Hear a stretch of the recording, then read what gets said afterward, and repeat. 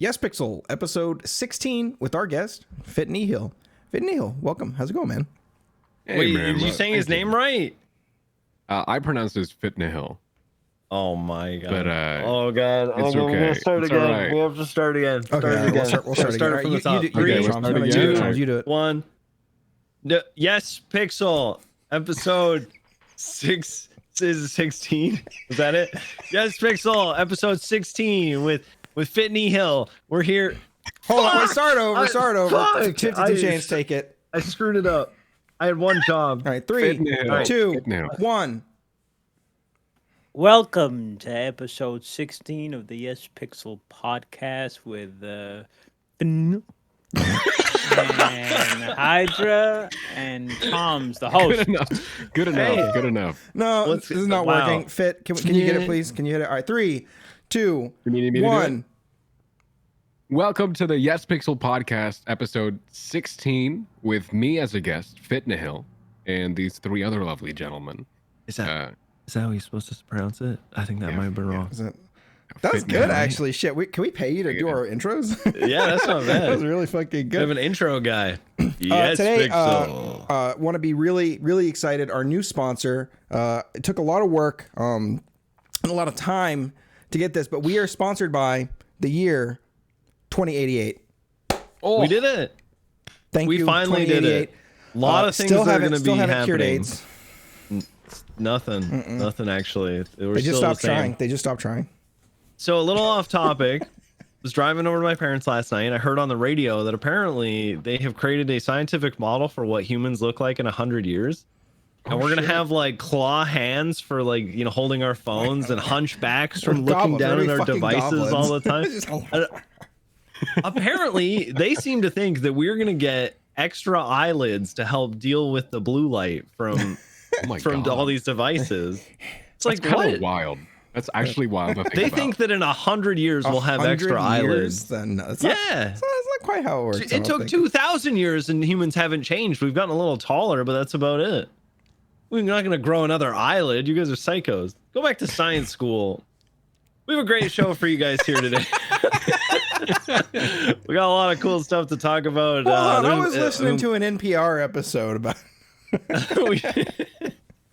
There's been a lot of stuff happening on the server in the last week. I mean, we had the Halloween event that came to a culmination. Everybody dressing up Trump's for fucked me on that Halloween. one. A lot of fun. I did actually, and I had to apologize because I didn't realize how bad it was. Let's talk about that. Halloween event on the server it was nice. Everyone dressed up, you know, a couple of days in advance and also the day of. But I don't know if anybody else expected it, but they did the Halloween zombie event on time this year. Yeah, instead not of 3 days in- later. Wow. And no, it was in November. Oh, It was was it? like 2 weeks later in November. Yeah, fucking they did it on time, and it kind of just came out of nowhere. And there's I a like couple, that. a couple of It felt concerns that natural. arose from that. But how did you guys feel about it? Because I honestly didn't have a good time. It was really fun until I got turned into a zombie. I wanted to be a zombie. I tried to get Bass to infect me right away because I made it through the last like 2 zombie events without being infected, and I was like, I want to try being a zombie. Yeah. And If you're it not a zombie sucks. immediately, it's worthless. So I believe the way that you upgrade the zombie abilities is by infecting people, but you need like 9 infections Before you have all the To- abilities. before you get all the abilities, And, and, you need that's 6 9 just to people. have the super jump, which is all you want. Really, as a zombie, all you want is super jump. Yeah, And there's 200 people on the server. that means only like 40 people can get it. Yeah, dude, it's ridiculous. Anyway, I'm I glad infected I- Hydra, and I felt so bad. Immediately glad- too. I'm busting my ass. I'm like deep in the role play. I'm like taking over. I'm talking to high command. I'm like, we need to do this. We need to do this. I'm getting holy water. I talked Air X into getting us parachutes, which by the way, everybody that worked for Air X, except for the LGX, everybody was like, it'll never happen. It's impossible. You're wasting your time. And I just talked to Bryce Miller and I was like, hey dude, fun thing. We really could use help. And he's like, what do you want me to do? I was like, just email Snow. And he was like, okay. And then he's like, all right, come get your parachutes. LGX so good. And I think he trusts me. We've had a lot of RP in the past, and I will say, Hydra, you were doing amazing. And I completely fucked you because not only did I infect you, but I respawned next to you. Oh, you mother! I was wondering because I was dude. keeping such a close eye around me because I was gonna shoot anybody, and then out of nowhere, craft singles. That's what I was screaming as a zombie because I was zombie Lenny. Yeah. Man, I thought I thought being a zombie was fun, and it was not. I did It was turn not at Summit all. into a zombie, so there's that. Whoa! So I Nice. hate it too. What about I'm you just guys? glad How was I'm just glad I outlived both of you. I outlived you because you. I don't. Who turned? I think. Wait. It was a Civ that turned you, right? And I watched it unfold. It was terrible. And I stayed in my Rhino the entire time. So in smart. That's the Humane move. Labs. Yeah. Although no- zombies apparently could just rip you out of your car, so you're lucky. I kept I nobody- had a moving. beautiful plan because Turbo actually survived the zombie apocalypse, and all because when it started, nobody was really sure what was happening because the whole maze man thing just happened, and there were still people just doing traffic stops and everything. Dude, Suarez was pissing me off. He was like role playing Peach. Yeah. And we're like, Suarez, we're literally being chased by a ghost. And he's like, 1038 westbound Eclipse. Dude, he kept it on for so long because we were literally in the FIB building with a bunch of people finding a cure, and there's like zombies everywhere. There's fire everywhere, and on the radio you hear active 1038 southbound Bay City Ave. I'm like, are you fucking serious right now? Like, there's no absolute way. legend. It was absolute legend. Talk about committing to the bit. That was so funny. Honestly, Yeah, that was really good. I was the mad only way at first, and then it was hilarious. the only way Turo survived is because before the zombies were even like seen, when the ghost happened, I was like, all right, this is gonna turn into some fucking shit show. So I immediately went to the airport and I rented a Frogger, and I just stayed in the air the whole time. Do froggers have a really high Literally. fly time? That's how I Literally, survived. just I hover. picked actually. I landed at Bob Smith a lot to refuel, and then I just every time, dude, refueling Air One is like $36. It's nothing. Yeah. And I just flew by and I just looked at Twitter, saw people needed help. All right, went to go. I saved a lady who was stuck on the roof of the courthouse. Oh, brought I her almost to killed you, FIB. actually. I almost got you when you were parked on the roof of MRPD, and I could have done it if I'd had super jump, but you can't fucking infect anybody. And there was it was Anita Mae who turned into a zombie, and they're running at the bottom of the court center on the hill. And there's a bunch of people saved up over, like, it got overrun eventually, but there's a lot of people on the roof of the court center. And as I approached my helicopter, I just lean a bit and I chop her up with my blades, and I continue flying because they were just like a zombie hurling over the hill, and I was like, "Fuck that!" And just there we go, took care of that. Just That's such a chopped main her up. character moment. You're just like, eh. I just chopped her up, man. I had a really cool moment where Lennon. Oh, this was like Lennon's first day of parole. Like he immediately tossed into a zombie apocalypse, but he was stuck on Viceroy because he had to respawn, and it was overrun, and he was on the roof fighting him off, and I landed in time, landed on top of a bunch of zombies. He got in, and we flew away. It was really cinematic. Oh, It that's was so really cool. cool. I can't wait to see the VOD, man. It was great. It was great. I didn't have. Eventually, go ahead, God. I'm gonna go for keep going. Eventually, the way I died, it wasn't infected, but it was like 10 minutes before the big white boom took everything away. And I was refueling the helicopter AirX while like the rest of the people were in the hangar, and I was just refueling and going back. And some zombie RPG'd me from like a mile away. Yeah. And it didn't even blow up the helicopter. It just killed me. That was it. It just killed me. And then Balta was like, all right, he's probably eaten or something, so we're just going to leave. And they left me. And Just that was left it. your corpse. Yeah, they just left me there. Oh, and then you Wasn't wake even a up at the zombie. hospital. Everyone's a zombie. You are Rick Grimes. We need to get chair handler back. It's nuts. I didn't have such a heroic. I didn't do like what Hydra did and holding it down, protecting people. I didn't go down instantly like Troms, and I didn't, airvac a bunch of people to safety. I was concerned with one thing, and that was self-preservation. As soon as the Humane Labs, I think Sticking to his character as always. Moosebeard went down first with a couple Lenny other Hawk. people. It was Lenny Hey, how'd Hawk. you go It wasn't down, me. by the way? Lenny, my bad. I'll get to it. Yeah. Lenny Hawk went down, and then I realized these guys kept respawning. Like they're just gonna keep coming. So eventually, someone's gonna miss him, and then they're gonna get close, and then they're gonna infect someone, and it's just gonna keep going till we're all dead. And as soon as I saw the shift in the tides, where you can feel it's about to get overrun, Mhm. was when Air 1 went down because it got shot down by a zombie Yeah. with a minigun. As soon as I heard that shit, out, I dipped. I went straight to SDSO, and moments later, I just say, I've been bit. I've been bit. Check show links. It was actually the stars demon from Resident Evil. Yeah. Did it have a chainsaw or did it have a minigun? It had a minigun. I got a pretty good picture of it. I'll put it in the show notes for you guys. Because I was in the Frogger, and I was flying right next to Air 1 when it was shot down in Humane. And I was like, fuck that. And I just left. I was like, I'm good.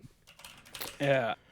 So I dipped, and I told everyone I ran into, I said, hey, I had to leave them. Everyone called me a coward. They called me a snake, a coward, But you lived, spineless. man, right? But I lived, yeah. And I kept doing it, and I kept surviving, and I held up at MRPD. Fingal just woke up. I wanted to set him up, but fucking EMS got to him before I could. And then Brian's like, Carmine, come over to FIB building, okay? We need you for something. I come over. There's a checkpoint. I make my way towards them. Brian instantly cuffs me. He says, you're a traitor. You're spyless. You're a liability. You got any last words? Gets me on my knees and shoots me. And I get thrown off. I get thrown off a bridge, and that's how I got turned, pretty much. All I remember is just on the radio hearing you go, fuck you, it's everyone for themselves. And I was like, there's no way this guy's really serious. And then, okay, well, Of course he that's is. him. It's Carmine. His Carmine. character to a You wanna know what's funny? As soon as I got shot, literally 2 minutes after, they got overrun. I could have saved them. You know I could have what? saved them, but they did what they did. I wasn't gonna save them. I was probably gonna leave them, but still. I was in the FIB building, and I saw a bunch of people doing like the drunk walk out as the zombies were going in. And I was like, oh, that's Brian, and he's fucking with everybody. And I decided in that moment not to like be a knower, right? I decided to just roleplay a dumb zombie, and I let him walk past. And I was just like, dude, Brian's still alive. Like he's gonna crush the RP, right? So it was good. I decided I think that was the better choice. I should have done it though. She got the zombie abilities, man. Fuck. Eventually, towards the very last, the last hour of the event, I got thermal vision. And when you have thermal vision, you can see if there's zombies, they don't have body heat. Ooh. So it's really easy to tell who's pretending and who's not. Interesting. I flew a lot with Space Boys Cop. Oh, yeah. And Bat Downing. Hi, it's me, Bat Downing. it was really funny because Your director like- remains silent and you say you're gonna be just continue. he was like being so clueless to everything. And I was refueling at Bob Smith. He was standing next to me. He goes, yeah, so like what's happening right now? I go, there's a zombie apocalypse and like 90% of the PD is dead. And he's like, all right, yeah, okay. He's like, all right. And then when we left, he was being all like badass. He's like, you know how to fly this thing?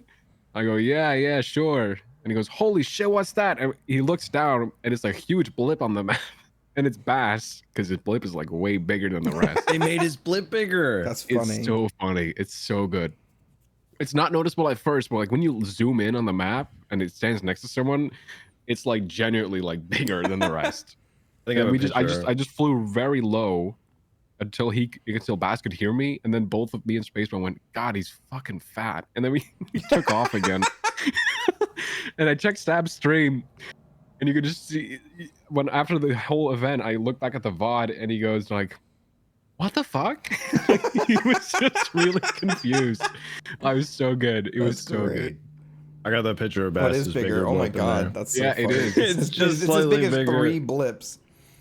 There is a clip of me saying holy shit, he's fat. I put it on my Twitter. There's a clip of Space Boy stream, but it was so good. It was really funny. He's a big boy. Our The event Bass. itself, like what he said, Yeah, he is a big boy, dude. For next year. Oh, sorry, God. Oh, you're good. You're good. No, yeah, please. What he did say was this event this event is so much like 20 times better on cop than it is as a crit. Oh yeah, 1,000%. I haven't tried it because I've only done 2. The last time I did it was last year. That's when I kind of started role playing on NoPixel. So this is the first one I got to it participate in because I wasn't like at a party or I was like, fuck it, I'm just gonna stay in and play with play my character, and I didn't even know an event was gonna happen. It happened so gradually and so naturally. It was pretty cool. I wish. I remember last year they announced it though, right? There was like a poster and everything. I don't remember.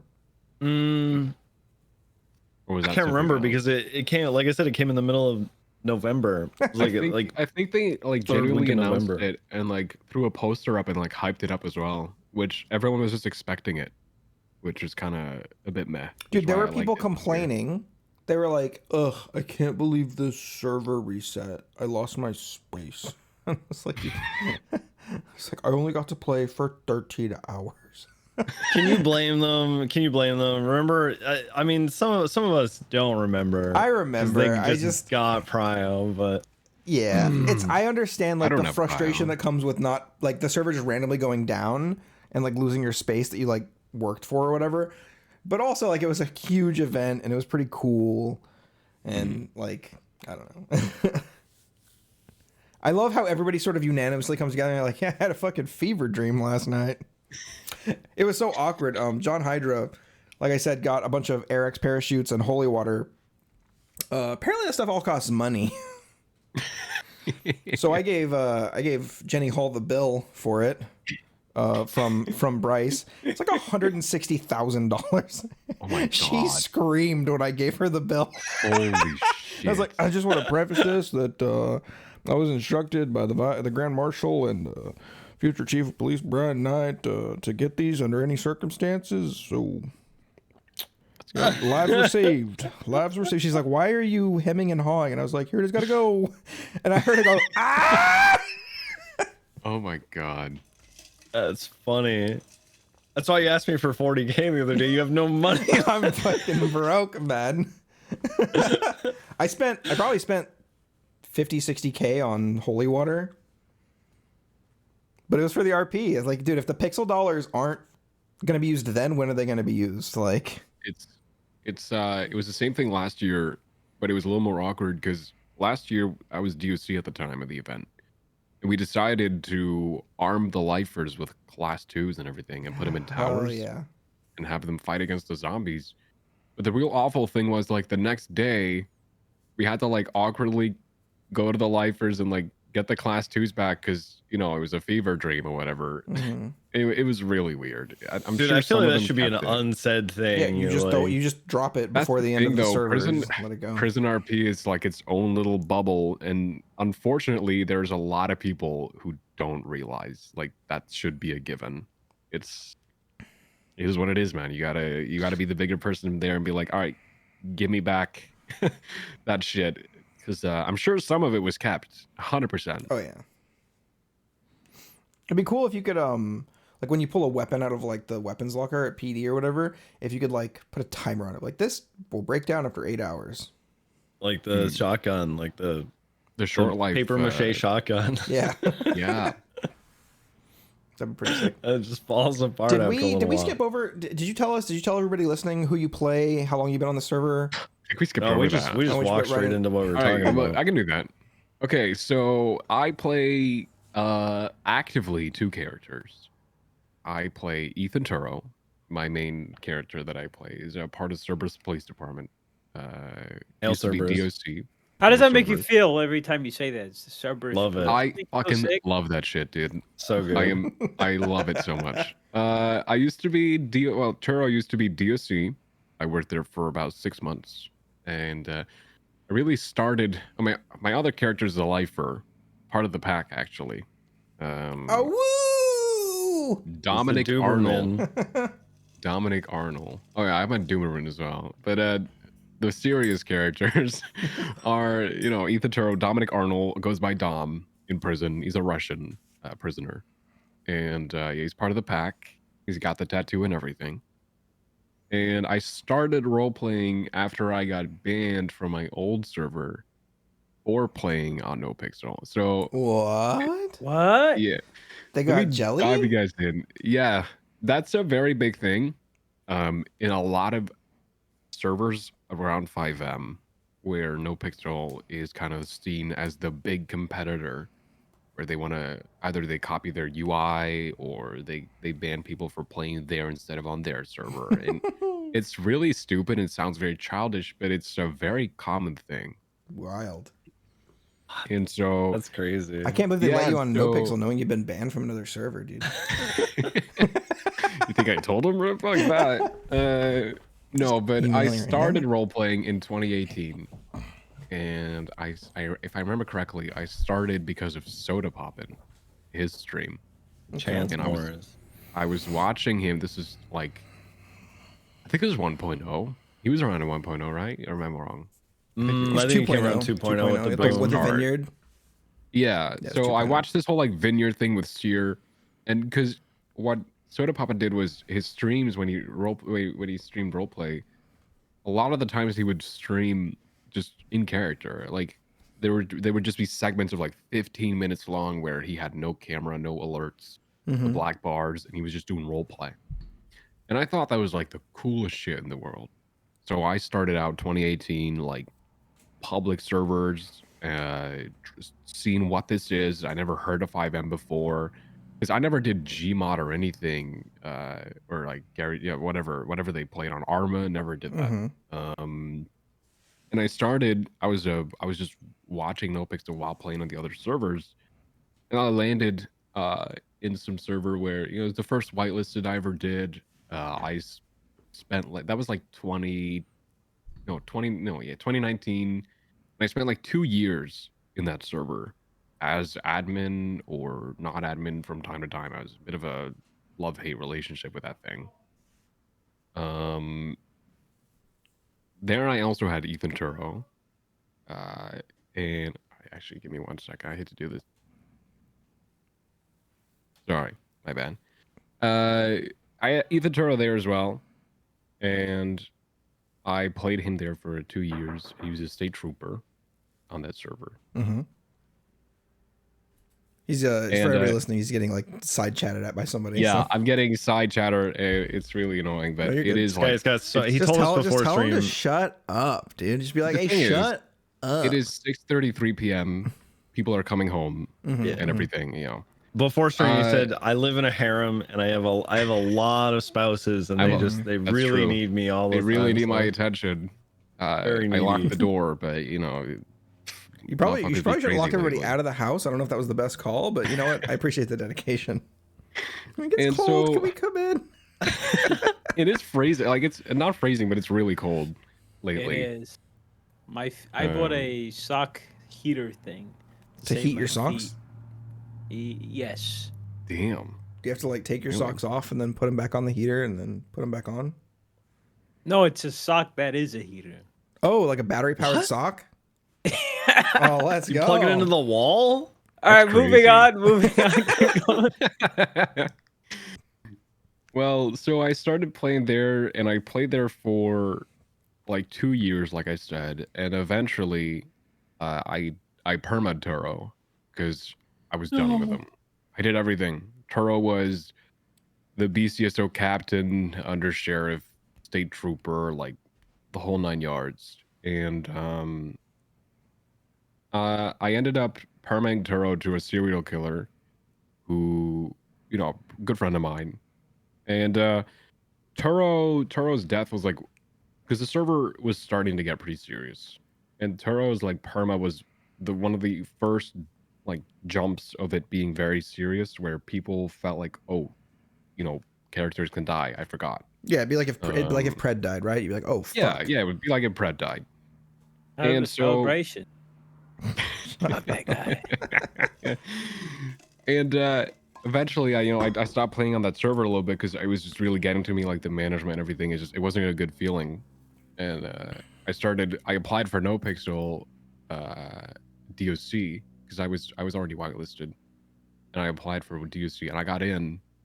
and it was Harbinger who like messaged me, and he was like, "Yeah, I almost denied you because you're also named Ethan, but we'll give it a shot." We'll see how this goes, I guess.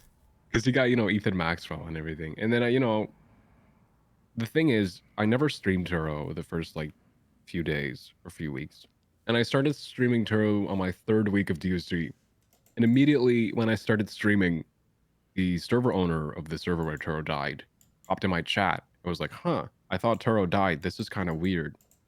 And I was like, "Oh, here we fucking go." And then I got this Just being entire cringe paragraph. immediately.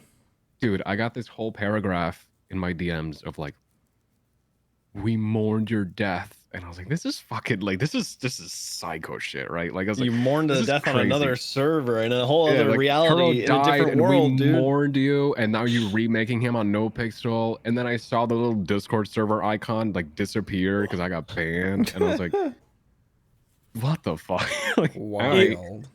You know what I think Sure. it is? Oh, the guy who reached out to you, is he the owner of the server? Yeah, He probably thought your character was his intellectual property. dude. And you stole Honestly, him. That's what he honestly. thought. You died on my server.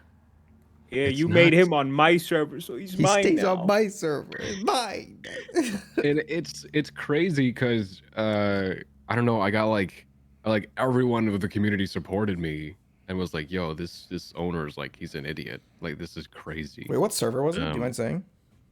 I don't mind if I'm allowed to. Yeah, Like, say it. I don't Yeah, care. say it. It was SVRP, which stood for Subversion Roleplay. Yeah, I've heard a lot about. Heard Okay. a lot about All right. SVRP. Yeah, I It used to makes be an sense. admin there. I played there It's for all 2 coming years, man. together. And this was the server where like Chang Gang took a break at some point from NoPixel, Mm-hmm. and they went to SVRP for a full week, and Hoyle talked shit about our server on stream for Endlessly, like a solid yeah. week. And But they literally like ripped some of the NoPixel code, right? Like, oh yeah, 100%. Yeah. And they still do. They still fucking do. And Oh, now I remember. and it's I know funny. you Yeah. Their guys name is now. Subversion. that's like, where I come come on. from. I was an admin during the Chang Gang time. That's where I come from. Which is nuts. But That's funny. yes. So I came from there, and then it was just a shit show. And I was like, there's no way I can stay here. Like, there's no way. I got approved, and I got like, because I don't have prio, and without DOCQ or CopQ, there was no way for me to ever accelerate in this. So I got really hyped when I got into DOC, when I figured out there was a way for me to just get in every day, right? Wow. I don't know. That's what a lot of people rely on, to be fair. Yeah. Yeah. You know, 2019, I applied to SVRP and they denied me. You lucked out, man. You lucked out. Yeah, I got denied. I don't know if I had to. I don't know if it was a paywall or something, but I tried and they said no. And what could have been? I guess what could have been. And then I went straight to Wild West RP, which got me into NoPixel. So, Nice. Do you ever do any Reddit or anything? No. No. I think you'd enjoy Wild West. I think you got the RP. voice for it. Let's hear your best like Wild West accent. Like give us Cowboy Right. Turo. Remember, you're on a horse. It's hot. You're parched. Right. Yeah. You got a little bit of whiskey left. Valentine's just a couple of 16 miles And away. then there's You're like on your a dude you're on your coming up to donkey. me on a horse, and he's Yeah, like, you're wiping some aggressive. sweat from your brow. And he's getting aggressive, and I look at him and I go, "This road ain't big enough for the two of us, cowboy." Ooh, That's really good. Ooh, That's, please. We gotta get you on there. I Dude, might give yeah. it a shot. I might give it a shot. Apply to Wild RP, man. That would be sick. I will. That reminds Moosebeard of his first husband, who was a 180-year-old cowboy by the name of Arthur Morgan. Oh, I miss Arthur. Met him one day when he was looking for his horse. About that. I had no idea Arthur Morgan was the Arthur Morgan. It was the Arthur Morgan, It's yeah. so funny. What's funny is crazy. Moosebeard and him bonded because Moosebeard had like the whole time travel thing, right? Well, he found like a magic ring that sent him forward in time. Except he was just like half Moosebeard's age. That's funny. We bonded over that. The hat Wait, Moosebeard used to wear was his. Just dyed black. Are you telling me the voice actor for Arthur Morgan played on NoPixel? Yeah. No, No, it's you're you know saying- Craven Moorhead of the SDSO. You know Craven? No, There's no way. No. no, that's He's the voice actor for Arthur Morgan. he's the voice actor. Oh, No, he's not. He is. It's Look it up. one You can bomb. actually It's Google one it up. bomb. Yeah. It's not. It's Not You true. true. fucking with me, Imagine. guys? No. You fucking No, with me. it was his He first is. character on No Pixel, and he just like very early I followed 3.0. this He dude was on going Twitter. around as Arthur Morgan. I'm looking for my horse. Have you seen my horse? Her name's Betsy. We ended up meeting through like the pirates early on. Pirates and Gary Roche and Spoonerism. We played Harry Parts, spelled Phartz. Damn. That was always good at traffic stops. Your name's what? I'm Harry. Harry Parts. Oh, But that's it's really spelled cool. farts. Yeah, I know. He's a trash collector from P-H-A-R-T-S? Idaho. Yeah, it was Oh my Pharts. God. I miss Spoon, dude. Spoon is so much fun. Give me He's one a sec. shooter though. All he wants to do is shoot shit. Apparently Cody Sharp permed question mark? No. Well, I mean, I could see it because he's STSO. So Here, 52, I'm sending this to you. You tell us if it's true. I got a couple other things to bring up. All right. Let's see. We're kind of still talking. I mean, we're all cops here. We seem to bring a lot of cops on the show. So True. We definitely let's- got to start reaching out to more crimmy crims. Yeah, I agree. It's just, it's when you Everybody's when got a you're, cop these days, though. every That's day- the thing. Neil, I think your camera. Oh, he's messaging me. Do you mind if I take 15 to 20 minutes? No, it's fine. We can pause. RP pause. Yeah, hell yeah. RP pause. No, we'll just keep going. Just have have a him league come back game? when he's done. Yeah. I got a little. Um, I got a little situation here. just come back when you're Yeah, right we're just gonna keep it Fine, going, man. and whenever you're back, we'll just keep you. So lots of things have been going on within the PD. I mean, Gunner fired and then rehired By the That's, troopers, huh? well, he says he's not a trooper. He says he's just an officer with the troopers. So I think it's like pre-trooper, kind of like how Carter was and Croc was. yeah. Yeah. There's actually something interesting that I have been very invested in right now. The PD tow strike. Yeah, the PD tow It strike. hit Reddit. Yeah, it hit Reddit. Dude, Clebron messaged me with just a bunch of exclamation points and the Reddit link. Dude, he Yep. asked me really early on. He's like, "Do you think we're fucking up our chances with PD by doing this strike?" And I said, "This is the Role best play. RP PD Tow's ever had." ever, dude. Yeah. It's so good. And you and I used to roleplay PD Toe, and we used to have a fucking blast with it. But this is so far. What's above funny that. is we didn't really This is get a real paid. story. This is real. It's interesting. There's stakes. I love People are it. noticing. We didn't really get paid either, but we were kind We of the got paid nothing. progenitors of. We like lost money. I probably lost hundreds of thousands being PD Tow, just buying them shit and like buying. I'm pretty sure if I go back in my logs, I got paid $6,000 total. Total, for being yeah. a lot of tension. And then Red's trying to tell me that Lily, whatever her name was, Wills is owed like 1.5 million in PD tow pay, and I'm like, there is no possible no way. She would have had to work 3 years to get fucking 1.5 million. I don't know even what- at like a yeah. good wage. Yeah. I was like, there's no way 1.5 million. I mean, cops were only being paid 700 back when she was a PD tow. I'm about to hire Gloom to talk to Angel for John Hydra and Moosebeard. If they're getting Yes. back pay, we want back pay. I think I'm gonna get Gloom for the Disney case. Disney they have Pirates. Pirates of the Caribbean case? Oh yeah. I think that'd be good. It's so good, this role play What, though. 52? I was gonna say, I wonder if they have, records of how long people have been employed. Oh yeah. I'm wondering if I can fugazi my way into 1 million too. No.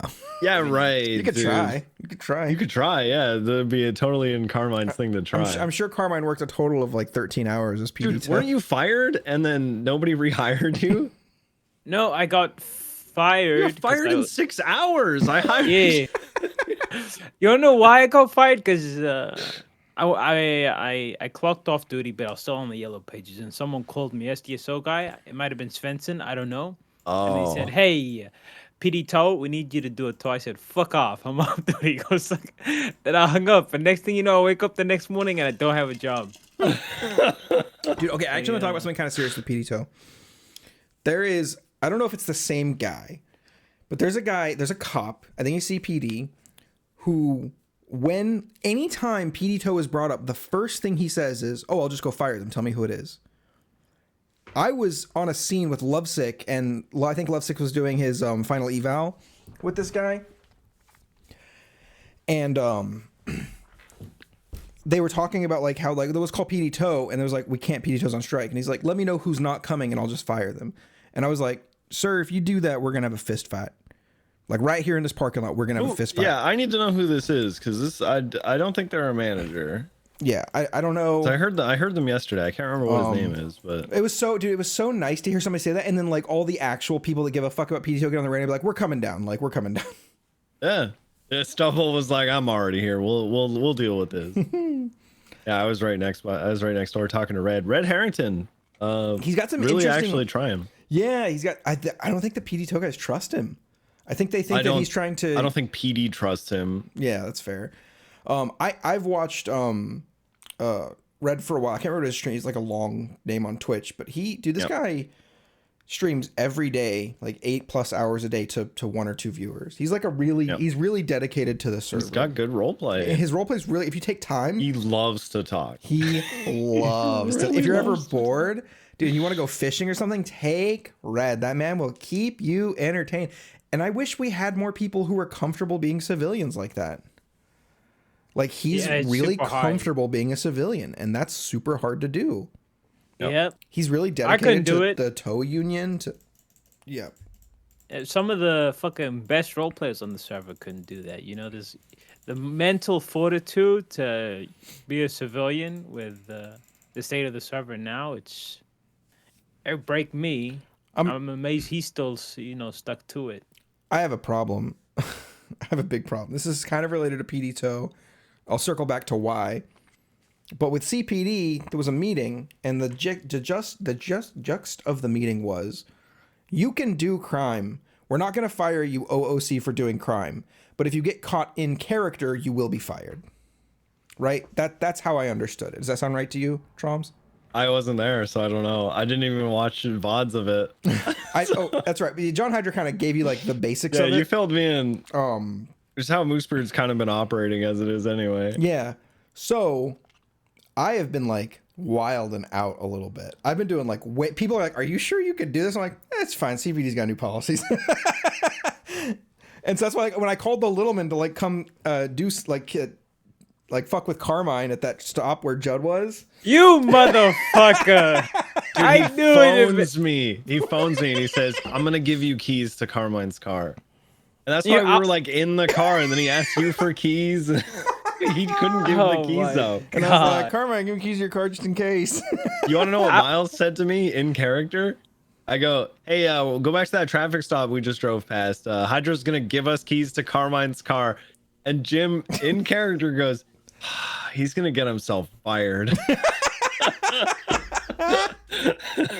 I was in that traffic not stop. Jim, dude. That was not Jim who said that. That was Miles. He bled through like instantly. He was no longer Miles. He was double. That's so funny, dude. I should have known, man.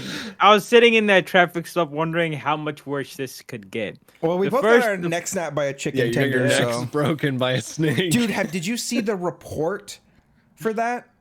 No, I didn't. No. Oh my god! I was the criminal involved. Oh my god! Carter got so aggressive, and then Croc started shooting us from his car. Dude, I don't think I took a picture of it. It was so crazy. The crazy. report basically says this is the scene where Carmine and Hydra had their fucking necks snapped.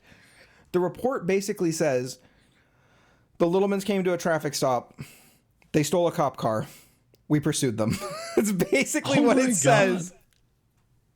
Croc started shooting at us from his car, and Jim pulls over, gets out, and stands next to the car staring at Croc, and Croc is still shooting. Jim takes a couple more shots, and then Carter's screaming, hold fire, hold fire. And so Croc holds fire for about a full second before shooting the tires on the CVBI out. And then Jim is like, what are you doing? And I get out of the car, right? Because I'm like, how can I, like, we're kind of giving up, but like, how can I make this funnier? So I run over to Croc and I start kissing him / me kisses Croc. And I'm just like, he's like, if you kiss me again, I'm going to shoot you. And he gets in his car. I get in his car too. I'm still kissing him. The next day, it was yesterday, I saw Osvaldo Pingafria do the same thing, and I don't even know how he knew. He just started kissing Croc. The Croc fucking shot him. Oh, when we get on so good. on Monday, we should do like just tweet out like it's National Kiss Croc Day or whatever the next time the Littlemans are on and Croc is on. Yes, kiss Croc every day. Hey, he's back. Yeah. Welcome back. Sorry about that. How fucking dare you, dude?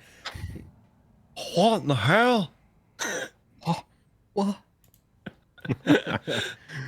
Yeah, the PD toe strike though has been honestly super interesting. It's funny. I love it. I think it's just good to see people having fun with PD toe, because that's been one of my biggest things. Is to try to make, because it's such a shitty job. I won't lie. It's no awful. fun. You don't get any Clean up after the recognition. people You're who literally have just fun. there to get known by the cops. It's like, Oh, that's why. 100%. Let me circle back to why I've been wilding out with the CPD rule changes. That new PD tow guy, Gregory Johnson, I almost ocean dumped that guy yesterday. wait, the one who's like really loud and kind of obnoxious. Yeah. That was So go ahead, I Greg. talked to him in character. He's role playing somebody who's actually afraid of like guns, which doesn't work That's great in crazy. this city for a while. Yeah. So he's like, I realized after talking with him, he's like role playing like having PTSD after being robbed at gunpoint, right? So I was able to like actually get some RP, but I told him, I like literally took him over into the fucking undergarage and fucking put my gun in his mouth, and I was like, if you fucking ruin this strike, if you fucking ruin my boy's chances, if you get any of them fired, I will be the last thing you ever see. He was my partner during the zombie outbreak. Gregory Johnson. Yeah, he was like, I eventually like dropped him off somewhere at the FIB building because I was like, I want to do something else now. But he was like with me in the car most of the time, and I gave him like a gun and everything. Crazy. Yeah. You did some crazy shit with me too, Hydra. You fucking held up Pulley with a gun. I was like, what the fuck? Because I was gonna go after Bane. That parole shit's amazing, by the way. I know. Yeah, I so had happy to. with it, Fucking like, Turo and Hydra are gonna have to quit if Bane breaks his shit. Oh, okay. Nice to know. I was debating, like they were asking, they're like, "Are you willing to risk your job for this gentleman?" And I was like, "Yes." In the back, like all the way to the back, they're like, "Oh, all right, noted." It's like, shit, I shouldn't have done that. I don't know We why they condemned didn't ask Bane. me that. I don't know why they didn't ask me if I was willing to put my job on the I think line. kidnapping Bane is one of the kindest things you can do to him right now. It was so fun. We kidnapped him. We put him in a plane. We were like talking about how we were gonna like, fly to Panama like every time we've taken him out of prison, right? Like a throwback to the times we've broken him out. And then one of the DOC calls us and he's like, "Hey, can we have him back?" And I was like, $50K. So Boston Robinson gives me $50,000. Oh my god. Yeah. And then he messages me the next day. He's like, can I get a little bit back? I'm trying to buy a car. No. That's good. I watched from a couple of people's perspectives after I did my report. Dude, they assassinated you guys when you took the airplane to fucking the prison. Oh, Like, you parked Jim outside? flew it into a fucking post. They shot at us, but then Jim flew it into a Oh, post. is that why it blew up? I thought it was just from them shooting at you. Okay. No, well, he took off because they were shooting. But I don't know what he was thinking. He flew into one of the light posts outside of the prison. So I need to check. What's the Littleman rule? What's the ruling We don't have On- rules anymore. on once a Littleman is permad? I think it's like a server rule, though. We don't care. But Is there's it like a though? server I mean, rule the about making Dobermans have multiple brought people characters back. in the same group. Yeah, But it's like I don't to think that me, it's like a applies for. Fingal I don't think that thing. applies for blocks, Littlemans, or Yeah, Fingals, or or yeah, Dobermans. Dan's or Dubermans. Yeah. Well, because literally, who plays? Oh fuck, I don't even know who plays them. The 7-Eleven guy who did the guy who did 7-Eleven, who's a shooter, Tanner. Oh yeah, He so he got the 9s for something, and we put him up in prison on his block character. And then 3 hours later, I see him again, and he's on shooter block or something like that. Was his new block character. Nice one. I'm like, okay, whatever, So man. funny. Because I That want makes to. sense. I want to Flying the eventually. shooters. I want to eventually make a new Littleman, but I want to like think about. I don't want to just make Crim Littleman 2. I want to like give this new Littleman Or like actual character. Eastern European little. Eastern European Littleman. Yeah, That was a one shot. funny, That was though. funny. I was really hoping the Russians would let you in, and we'd have Yeah, like they a did not liaison. RP with me even a little bit. That's so silly. I don't know why. Because like Rude Noodle got in, and he was just like in. I literally like spoke in Russian. I like did a good Russian accent. I like offered them like really cool RP hooks, and they were just not having it. And I was like, all right. The Russian thing, I feel like it's a time and place thing. You know, you gotta be at the right time. You gotta be at the right place at the right time. Let one of the admins see you and be like, okay, Suka. Well, yeah, but I you're feel in." like everybody knows the Littlemans. If a Littleman comes knocking at your door, you're like, this is gonna be funny, right? This is gonna be interesting. Yeah. But yeah. But I've really enjoyed the Russian shit. It's been Me been too. fun. it has been very interesting. I think it's nice to see like a big bear in an Adidas onesie like running Did you see his around. new Very outfit?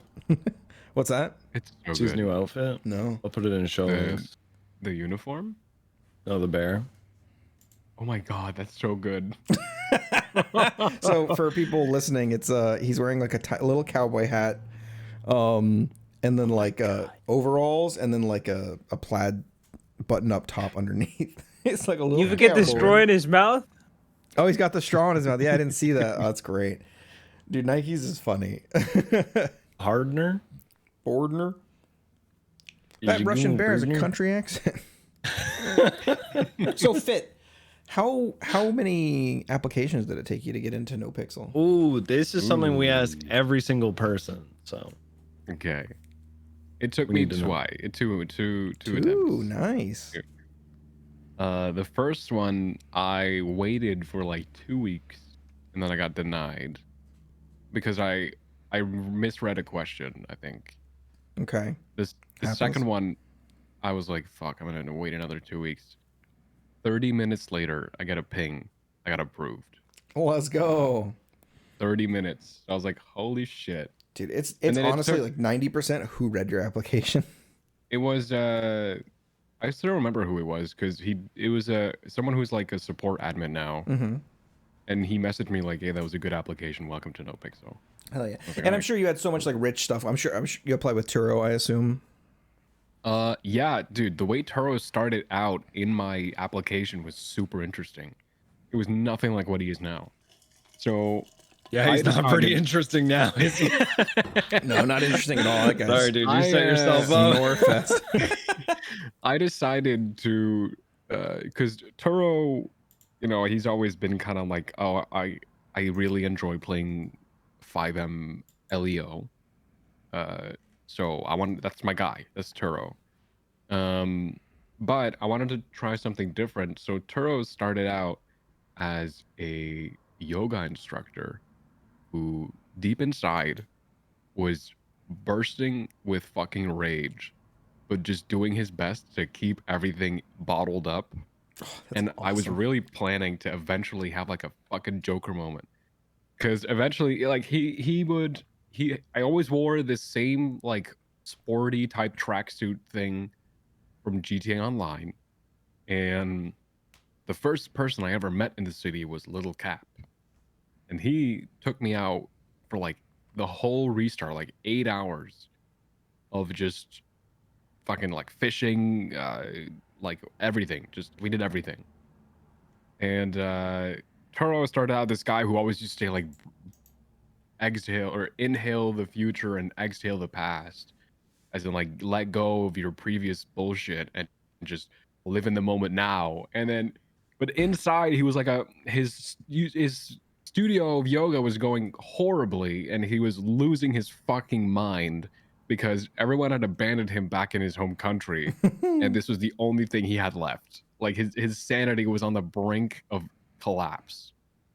And then eventually I joined DOC, and then it all kind of changed with like the farmers market a little bit, because I did a lot in the farmers market. Rip the RIP farmers market. man. I used to work for pyrotechnics and fireworks, I think, which it was a company run by Ghetto Kaiba. Oh, Ghetto, yeah. That guy comes and goes. Yeah, he does, because he was like my boss and we were chilling, and then now he's like Rust, I think, or something. I don't know. Farmers market was really fun.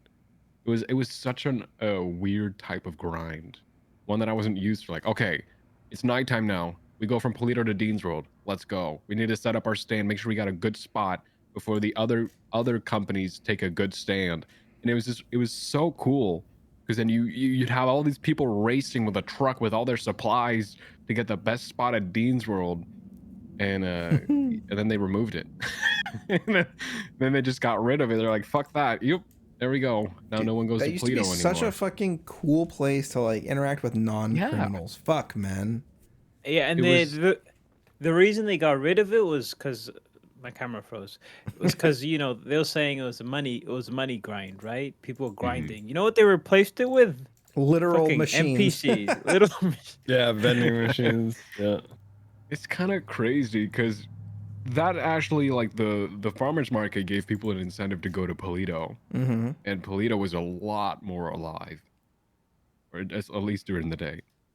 But now it's one of those things that like gets people out of the city too, Yeah. Like people were spread out and they were doing their own shit. And now I haven't met a single person who goes to Dean's World anymore, which is a really cool spot if you think about it. Like, it's a whole ass fucking pier with like a roller coaster and everything. I kind of wish they would have got the rides more working. I always wanted to go ride them, but it was just so janky. Probably just not the police don't even go to Polito anymore because there's no point. We're the CPD now. Do. We operate out of Davis.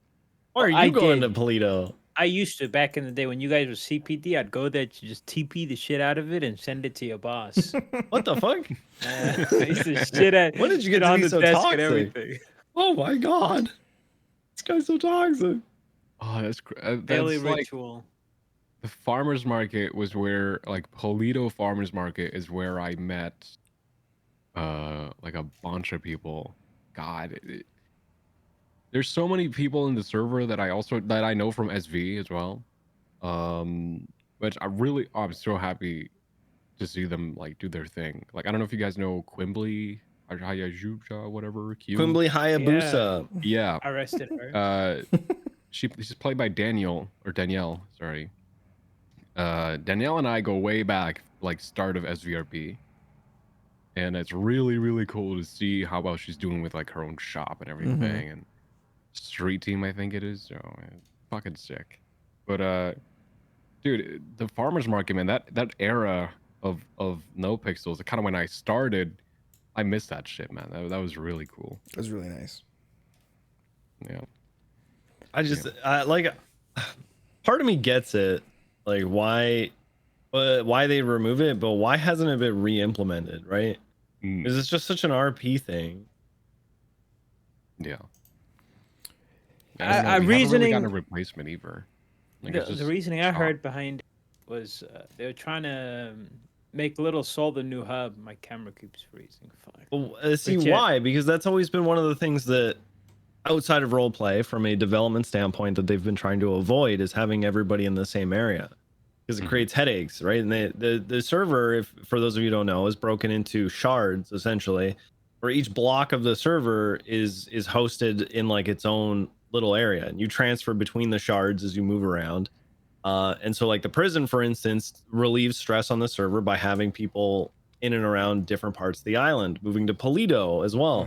You're gonna your game's gonna run better if you're out in Polito, right? Like it reduces server stress, reduces your PC stress, all that kind of stuff. So focusing everything on one area is just compacting the issue for a lot of people. That's why everybody during a pursuit has to have this awkward moment where, oh, sorry guys, hold on, having headaches because Little Soul, right? Like we're driving down San Andreas and hold on, Little Soul headaches, you know. Outside in general, dude, fucks me up. Yep. I just realized something. I just had a moment of, you know, a light bulb just go Clarity. off. Yeah, the servers got epochs, you know, 3.0 at least. Like the beginning of 3.0 was the Civ era, you know, Burger Shot, Booster's Rest, then Dean's World. It was Civ orientated, dialogue roleplay, all that shit. Then the second epoch was heist focused, so it was crims, right? This was big XQC time, right? Yeah. This was like shit. now XQC. No, this was maybe 3 months after 3.0 when people started getting into criminal progression. So XQC was around for the whole thing, and Crim Epoch went on for the longest. It recently just finished. Now we're in Cop Epoch. Okay, you see what I mean? Like now Crim roleplay is dead, Civ roleplay was dead, and now everyone's playing on their cops, and most of the roleplay is situated around police officers. The Russian shit, CPD, like yeah, now pretty now like yeah, that's it. That's it. I don't know where else I'm gonna take that. I No, agree. mean, you're right. You're right. I think you got a good point. I feel like it's difficult to say that we're in the cop epoch yet. I think we're on our way there because and this is just rumors that I've heard floating around, but I think they want to balance things more, and honestly more in police favor. I've heard some things we might class 2s might be kind of getting a little bit harder to make. Yeah, there might be less of them out there. I think a lot of people have been hearing the rumors. I've heard the rumors in and out of character at this point. Yeah, I think it'll be really interesting. I'm super excited for it, and not because I play a cop, just because like I play on the server. I think losing a class 2, like I think the point of like carrying a class 2 to the point that you care so little that even if you go to jail and they take your class 2, you lose nothing financially and you lose nothing time wise. The biggest inconvenience is getting somebody to come get you from the prison. It's like, okay, man. Yeah, I'm happy with the the cuff timer thing. Because now I like that. Yeah, I wasn't sure I felt right away. You know what? My biggest concern with that, not a proper procedure has not been implemented. Like it hasn't been. Like we don't. We still have questions. Down. We're like, wait, do we do this now? Do we do that? Right. Because so I was we got arrested on the Littlemans, and my arresting officer and Jim's arresting officer did things differently. Like Rose, shout out to whoever she plays or whoever plays her, was telling her cadet that like, oh, we don't reduce parole. Sorry, Littleman stuff coming through. We don't reduce parole. We just reduce the time. And I was like, are you sure? Right? Because if they're gonna get like 30 months and 60 months parole, but you've had them for 45 minutes essentially, right? You're going to reduce their 30 months of jail time and then take 15 months of parole off as well, right? Because it's just, that's how I've been doing. That's how I understood it. But again, everybody understood it in a different way, so it's not getting implemented properly. And at this point, it's literally just like, just reduce however much you want as long as it makes them happy. I have my concerns with that timer as like, if you want to now, so let's say you detain someone on scene and then you want to interrogate them. By the time you're done, you have to let them go because you just interrogated them for like an hour, and if it's more than, unless you can incriminate them for something bigger, right? Which would be like the look point at of the interrogating scene, them now. Look at the scene that we had, I think it was yesterday or 2 days ago at the comedy club with Saeed White, I think it is, the 78's call. And one of the worst 78th calls I've heard in a Yes. while. Wait, what was it? So bad. it was so what happened was it was a scuffle between like Mandem and Psych Harder, and then they started shooting at each other, and then this solo cadet Saeed White comes Oh, up this and was at just- the comedy club. yeah Yeah, you I were was there there. too. We were there together. We were like, Yeah, we were getting like, food. yeah, we were at Roosters. Yeah, this guy I called told you we should have 78. stayed, man. He called 78. We're like, okay, what's happening? And he just shuts up. Just nothing. Essentially, what happened was in the cells, we detained the guy that shot at Psych Harder first, who, you know, we gave him charges that would have led to like 45 months, maybe. Mm-hmm. And because he was interrogated and because we were busy with Sai and Lizzie first, his cuff timer was longer than his jail sentence. He was just let go. And dude, hearing Sai Carter, Sai watched this dude shoot him and then leave MRPD on foot. Dude, he lost his fucking mind, dude. He lost his shit. It's just like a main concern I have with it is people are no longer like they're just gonna want to drag things out as long as they can. That's why we went to bench trial recently. Yep. Also, we were being petty, out. but we were being so petty. They're gonna drag it out on purpose just to avoid prison, which is crazy to me. So wait, 'Cause so it's do the same we? shape with these rings? I know we're doing the cuff timer, right? Mm-hmm. But are we also doing like time in cells? I thought the cuff timer was to get rid of giving them time for being in the cells. So that's the other part of the equation that hasn't been properly explained. The way I see it, you are from the moment you are cuffed to the moment you go /jail. That is like the timer. Yeah. So it doesn't matter if they're in cuffs in the cell or whatever. From the moment you cuff them or whoever cuffs them to the moment you're about to send them away. So when you're calculating their total time. It's so. And some people are like, I'm no, not a fan as of soon as you get them to jail and you start talking to them and you get them out of cuffs, that's when the timer stops. And it's like, no, it's not. This like there's no good explanation. That's what pisses me off is like they came up with this system. It's just like it's like, yeah, just do it. Yeah, and we're like, all right, yeah, sure, whatever, Okay. we'll figure it out. I mean, how I'm sure hard is we'll it get to it. write an SOP for how to use a thing? Like a clear, broken down SOP. I could write one right now. Weird because I think there's a lot of scenes where it now with a cuff timer, a lot of these scenes are just going to turn into people getting fined and let go. It's because it like- came out of nowhere. It came from like the mind of Coyle one night, and he's just like, yeah, this is just the way we're gonna do things now. Mhm. Right? Yeah, and generally, like, I don't really give a shit. It's like whatever. Do I personally lose something if I chase a criminal for 2 hours, arrest them, and we stay in the cell for 45 minutes and then they walk away? I don't give a Right. shit. I don't fucking care. Yeah, in my opinion, you kind of do. You lose realism. You know, I say like just to make it less messy, like minimum 10 months.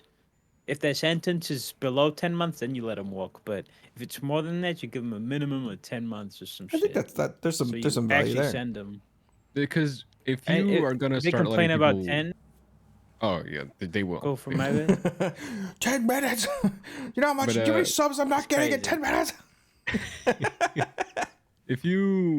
If they start using this stuff and people get used to it at this cuff timer, let's say a shootout and we have to build a triage point. By the time these guys get processed, they're out. So now what's in their head is, oh yeah, I shoot cops, yeah, whatever. They just let me go. I don't go to jail anymore. I don't even have to go to jail anymore if I just lay there long enough. Mm-hmm. And if people are gonna stop, I mean, I guess you still get fined and your weapons taken away, but I don't know, man. There's less and less shit for the prison too. My Because, brain, you know, yeah. Exactly. As a former DOC, is like, I reacted very poorly to when those rings came out. yeah, the wild rings. that rings reduce your time, and we have these as well. Like, The rings that reduce your prison time felt like because I was DOC at the time when they were introduced. It felt like a huge, not even a slap, a fucking gut punch. Because it was like, I know you work there, but fuck you. Nobody wants to be there anyway, so we're gonna make it easier for them to have less time there. Mhm. Like, it just felt like, all right, what am I doing here? You should just replace me with an NPC at this point. mm-hmm. Like, what are DOC doing there anymore? is just for the lifers, I guess. Yeah. You know. Yeah. And it was like the main thing I had with that. Yeah, the lifers too, man. I feel so bad for them because they thrive on people going to jail, right? Yeah. You know what I've been thinking about doing? I've been thinking about like, because John Hydra can go in the prison, right? I don't have to ask permission to go into the Bolingbrook. I could just go in there. Nobody can stop me. DOC could be like, "What are you doing here?" So I've really been thinking about doing an arc with John Hydra where I smuggle in cigarettes to trade for slushies because John Hydra can't eat right now. Ooh, he can't fucking eat. And we have access to all these cigarettes. And I was like, man, that would be so sick as like role play for the lifers, right? Give them really good role play. Give me good role play because it's technically breaking the rules, right? And like also like I really am trying to like lean in, like, dude, I go, hey, I was shot by a Russian fighter jet. I was shot by a 20 millimeter Gao round from a Russian MiG. I have 12% of my stomach left. I can eat 1 time a day. And people go, weird, why don't you just eat more? And I'm like, Boy, I want to go, well, hi, my name's Hydra, please. I'm role-playing John Hydra. I'm trying to give him like a consequence for something that happened. And they're like, I don't get it. Why would you do that? So. Nerd. The Imagine Troms, role-playing consequences. When you were gone, I just talked briefly on what it felt like to read the news of seeing these rings get introduced when DOC was a thing. Well, when I was DOC, I mean. Because when you're DOC, there's a server update where people can put on a ring and get less prison time. It doesn't feel like a slap in the face. It feels like a gut punch. Yeah. I don't know. I felt bad for prison roleplay after the cuff timer thing too, because it just means less people coming to prison, less people staying in prison for any amount of time. So because it just meant less interaction. It just kind of made prison again more of an island, right? Where it's just its own. It's funny too. I was just thinking of the same about Polito, like the Mojito Inn and all the people who work up there. And like the role play they have, they're a fucking island because those guys put so much time and effort long. and heartache into making the Mojito Inn. It's so beautiful too. It's really well made. Dude, it is so well decorated. I went in there one time. I don't know if I was on Moosebeard or if I was on the Littlemans, but we went up there and we went into the Mojito Inn and the guy was so excited that somebody he'd never met had just come into his store. And he's like, hey, yeah, we got all this for sale. Like, check this out. You know, this is our room. And he's like showing us around and like interacting. And he just seems so like bright eyed and like surprised that somebody was like in and actually even like talking to him. Oh, and you know what we should do? Since if people are going to walk away for free anyway, we should take them to the PBSO. And while we're taking them, go, hey, you want to stop and get some lunch? And then take them into the fucking Mojito Inn. We're just gonna be their main customer, man. Is look, another officer with another suspect. Great, we'll get your meal already. I was telling Fit and 52, because of John, I've tried to explain to people like I'm trying to have consequences for getting shot by a Russian fighter jet. Right? I thought it was interesting. Not eating. Yeah, so I can eat 1 time a day. This is the rule I gave myself. It's really hard. I pass out a lot because I'm not paying attention. I just got a cringe roleplay ring that like helps me like stay like a little. It like helps offset the damage I take. It helps offset the damage I take from starving. I called it a stomach band. I said it's like a lap band that they put on. But it doesn't stop it completely. It just like slows it so I don't fucking die instantly. So I think what I'm gonna do is I'm gonna start smuggling cigarettes into the prisoners to trade them for slushies. I know I could just ask DOC for slushies, but I want to give the prisoners RP. So I'm gonna start doing that. It's gonna be fun. Hope I don't get prison fired doesn't get. I hope prison doesn't get more cooped up with this whole cuff thing, because what I'm sure you guys talked about this with time as well, but as my time in prison as well is that you can only role play with the same exact group of people for so long. Yeah. When you're on cop, you meet new people every day.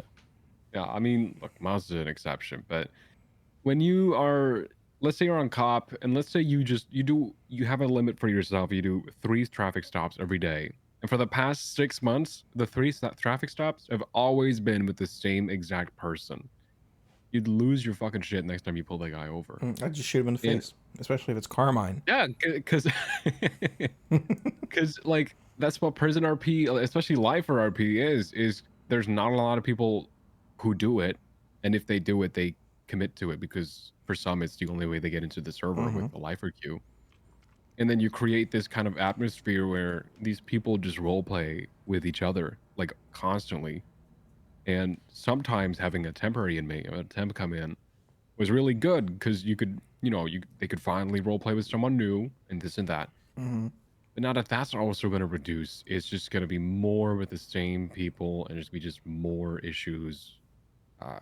Because I was in this Discord server that they made. It was called No Pixel Prison Discord. And it was approved by an admin, and we just used it for DOC lifer out of character communication.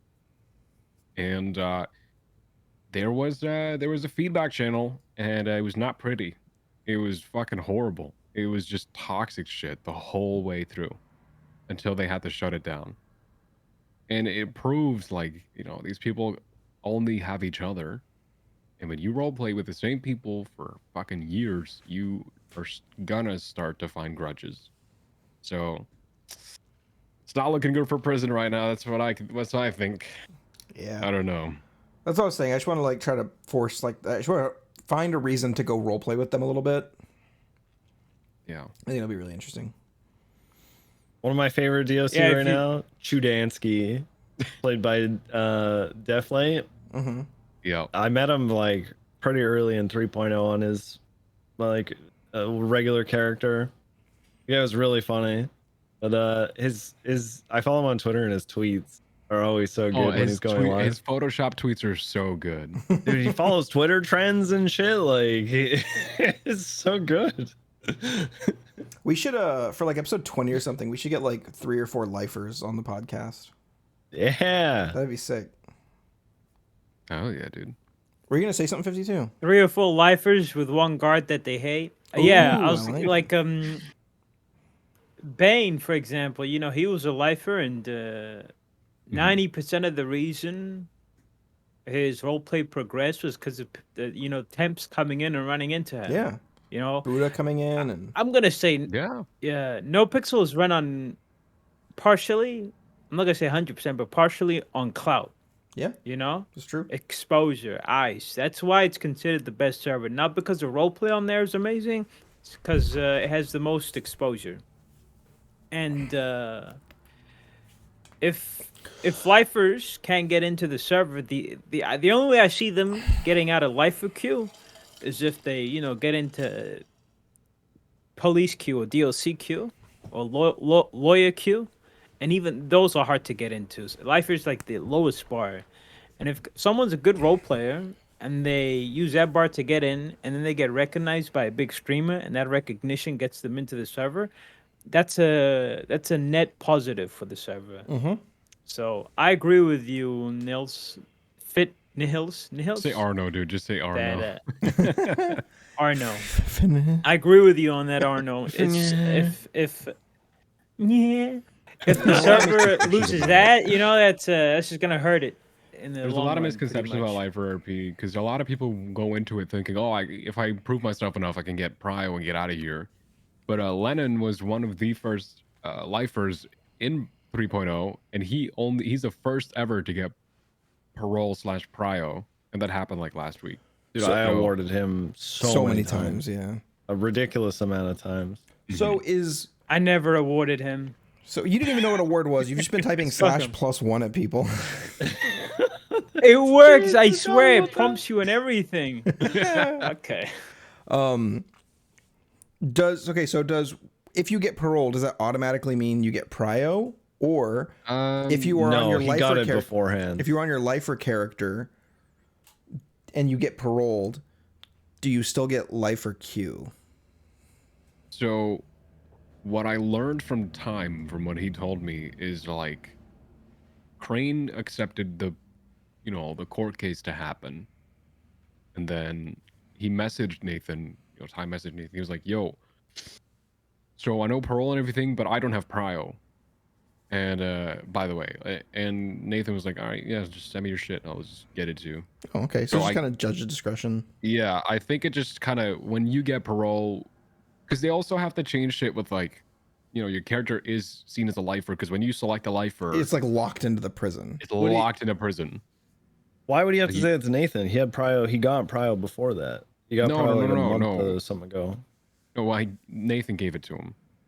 But that was. Are you sure that wasn't just like? No, this is after the prison break, and like after the prison takeover, and like when this whole thing was set up. So it wasn't when he got like actual prio. It was like temp prio to get on and. No, that's when he got actual prio. He's like, You're saying this all was taking place a lot earlier than we thought it was. Yeah. Oh yeah, 100%. Because this really went in motion after the prison was taken over. Because that was the main thing. Like Lennon as a character took over fucking Bolingbrook, right? For days. And for days. Even my lifer loved that shit. I was running around with a Uzi and everything. Were you the bullhead? I still have a screenshot. I can put it in here somewhere. But it was I was just me. I was like wearing orange, and there was SWAT surrounding the prison. Mm-hmm. And I went up to every tower and like flipped them off because I was spotting them one by one, and I knew where they were because I could see them with like binoculars that I had.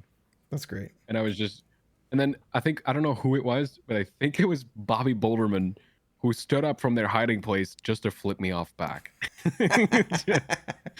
But I'll get you a screenshot. Great. Yeah, the parole, like Lennon took over prison and he gave it up peacefully just for a chance of a legitimate parole program. That's huge. That's so important. That's massive. I really hope that parole comes with prio. I don't think you should be like quote unquote released into the city just to be at the back of the queue. You've put your time in. You've shown that you can play a character that deserves to be on the server. They should go hand in hand. Here's my doesn't even have to be the highest tier of prio. It could just be enough to fucking get in the city. Like Here's a photo of my lifer leaning behind a wall. In the background you have Air 1 and Air 2 flying above, and in his hand is an Uzi, and this is during the prison takeover. It's pretty cool. Nice. Oh, helmet guy. Yeah, we saw you. That was me. I was running around just waving at people, flipping them off and everything. I was like, I can see you. You're right there. I'm waving at you. Oh yeah, 52. Will you check that video that I sent out and see if it's true, if the perma is true, and if so, will you screen share it? Video. This man's ice frozen. He's frozen. Damn. What the fuck did you just post, Hydra? What are you talking about? I also just noticed this. Oh, he said he got to pee real quick. Okay, that's what happened. No. What do you mean? Oh, my lunch? Is that the video you want him to look at? Is that your lunch? It's not your lunch. I thought you had two of those. The other one's out of town for the weekend.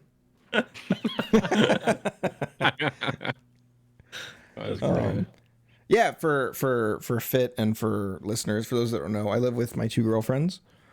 It's funny because like 2 girlfriends too. Yeah, only on the weekends though. No, it's sick. I really enjoy having multiple partners. It's cool. It relieves a lot of the sort of like one-on-one stress that can occur from like being like living with somebody. I don't know, even if I liked somebody as much as you can like a person, I don't know if I could have survived dating somebody through the pandemic if it was just me and like them, right? So the fact that I had 2 partners that I could like sort of separately like put my energy into, and like if I get like pissed off at one of them or something, I can go do something with somebody else. It was really nice. It was really good. And fucking's good. I like that too.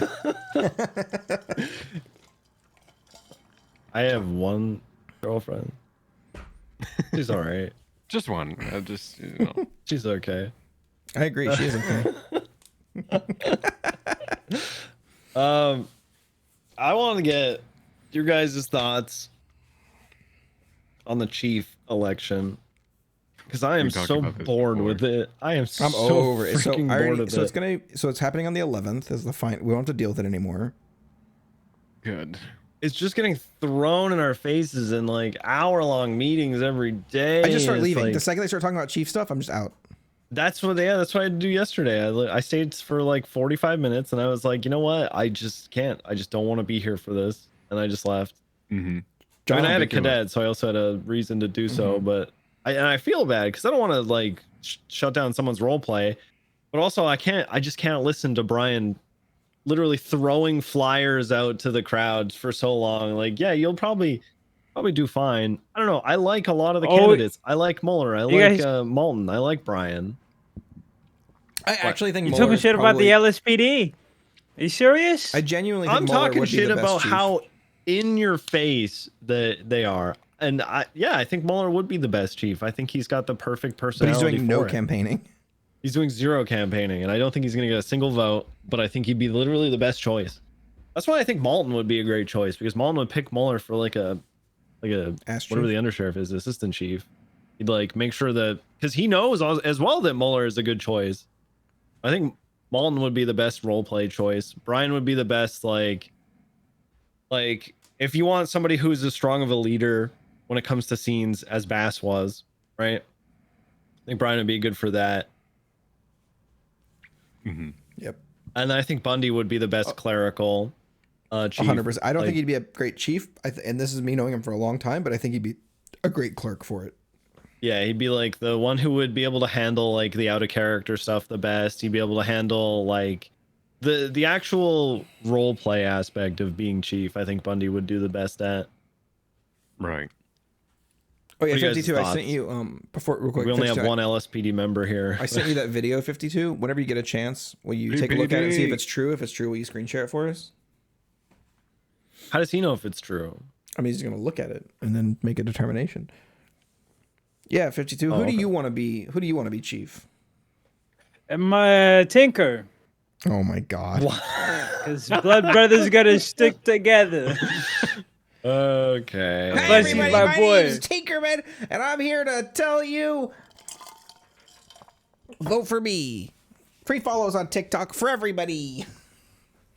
I'll follow you back on TikTok. Okay. That might actually get him some votes. The better question is who do I not want to win? On top of the list, like number one person I don't want to win is Bundy, because He's gonna fire your ass. yeah. And plus, there's a reason Angel's this gonna fucking fire your happened. ass. No, Angel isn't gonna fire us. I know that for sure. You know how I know that? Oh, were you? She's having too much fun fucking with me. I guess you weren't at the same meeting I was at. All right.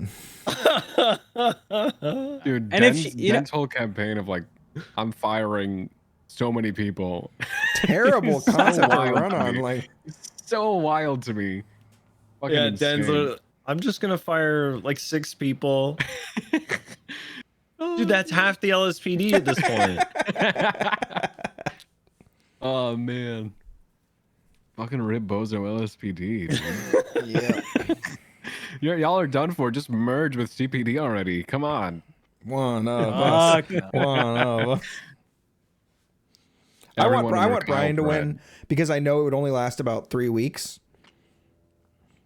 And one of two things would happen. He would get very serious and start running like an insanely good department, or it would absolutely crumble in a giant ball of fire. He would be relieved and somebody else would be instituted. I think it's real, by the way. Oh yeah? So you want me to play it? Yeah, yeah. Oh, well, let's see this.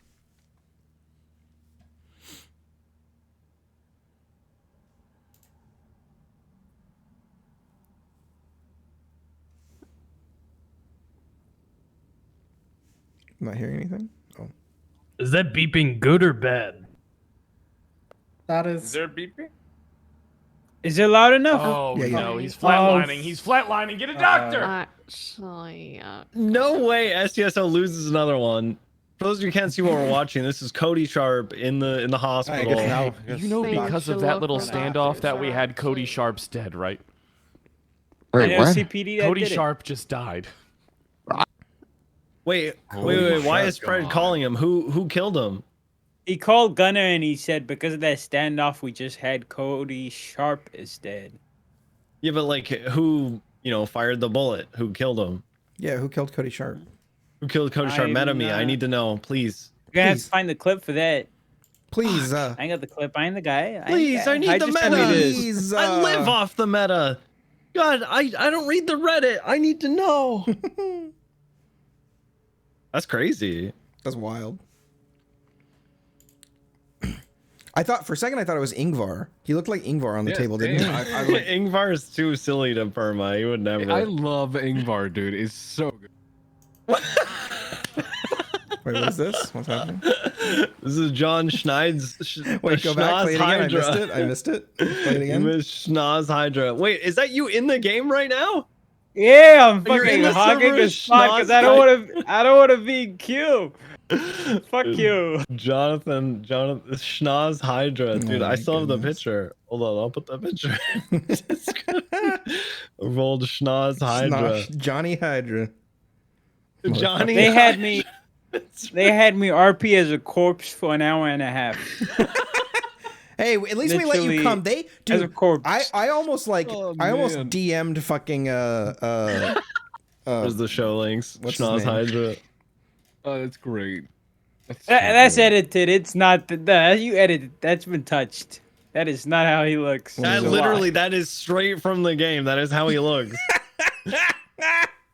Schnoz Hydra. Oh my god, dude! And then he fucking forced meted me to have that stupid scar. I'm gonna be honest with y'all. I have no context to any of this. It was a silly thing where It was very serious. it was not very serious. The Littleman. So what happened? You got shot. John Hydra got shot. He was in I the got ICU. sniped in the neck. I think it was by the guy that has like a brother, and then the one died. And Yeah, then with the brother. what's and his the one fucking died. Yeah, Simone. Simone, yeah, Simone. Simone. Because I Like arrested him. I somebody. arrested him with like 3 class 3s on him, and he was like, "I ain't gonna forget this." And I then ain't gonna forget this part. that's exactly what he sounds like. And then somebody called him on the phone. And he's like, "I told you I'd never forget," and then shoots him in the neck. And I just wanted my it to be. God. It was like a serious RP thing, so I wanted to treat it like serious RP. And then of So course you got the Littlemans so involved. Of course, I of got course. the Littlemans involved. To be fair, I ICU'd for the first time on John Hydra, and then I stayed ICU'd for like 3 days. And then Tuesday or Monday rolled around, and I was like, I know what to do. It was good. It's some good role play. Interesting. But yeah, he so there's a little bit of context. He needed somebody to be John Hydra as a corpse while he played Crim Littleman. So he got Chains to Oh. do it My man. for him. Forced me. Forced him, sorry. Forced me. He said he was gonna leak the DMs if I didn't. I got Good, big too. He's dirt crazy on about it. dangerous all of thing, y'all. man. He's like, You I don't got deleted them, shit and I was on like, me, I bro. got You got receipts. shit on me. Yeah, that was actually we went so a little bit of history on that too. He gave us he essentially was going to do a dice roll to see if his surgery was successful, and everything that the Littlemans did would add They to went on like a scavenger hunt. Yeah, it was like a scavenger hunt. Everything that we got would add to the dice roll to see if it was more successful or not. And then there was like success tiers. It was like, you know, if the dice roll was higher than this, he would survive. If it was higher than this, he would survive with like no brain damage. And then if it was higher than this, he would survive, but he'd also regrow his eyeball. And we went a little too hard and got like everything that was Everything. necessary. I thought you guys were honestly gonna get like 3 or 4 things. I'm like, yeah, just fuck it, just go for it. Yeah, you know what? I genuinely put John's, like, I put the characters in your guys' hands, and I was comfortable with whatever you guys. If you guys go, yeah, just roll it, let's go, let's see how it goes. I'd be like, fuck it, let's do it. Man. That would have been really interesting. It was fun. Yeah, I don't know why we went so hard, but we did. We just sort of Because like, you're yeah, the we'll just get Littlemans, everything. and somebody gave you a silly job. Yeah, we decided to do it and do it well. Yeah. Yeah. That was fun. That was a good little role play thing. I really I'm liked your telling you, approach man. to it. We talked about it later on the podcast, I believe, and I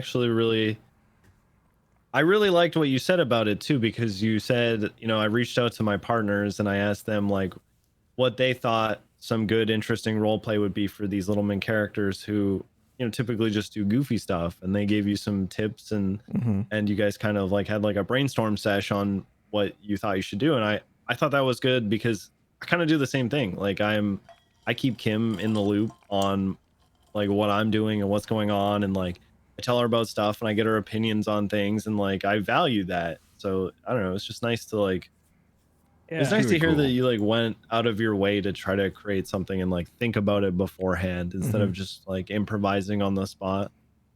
Yeah, I do that too, but with the voices in my head. Oh, I'm glad I wasn't drinking anything then. We all know that's real. I don't know why you'd spit anything out there either. This guy clearly has voices in his No, head. I'm just surprised he said it out loud. Every time I do some dumb shit in roleplay, it's because of Edna. My, you know, she keeps telling me to do it. And then are you throwing the frisbee to her, and then she throws it back to me, and then I do it, and then she would throw On it back that to note, me. what do you guys think of Vader coming back on Twitch? I think it would be Welcome nice to back. actually be able to watch him play again, because no shot I'm watching somebody on Facebook. Sorry, I'm driving around with George W. Nelson the other day. dude, that guy's Played so by sick, man. the wonderful It's Moses. It's his new cop character. Love it. Love the way he's approaching it. Moses is also a good role player. I think it also got him out of a lot of responsibility I think he feels like he had as McNulty. And so I think he feels more comfortable doing cop stuff now. Dude, I'm Or, mad. like, I'm mad. There's somebody that's more country than John Hydra. he's enjoying it more.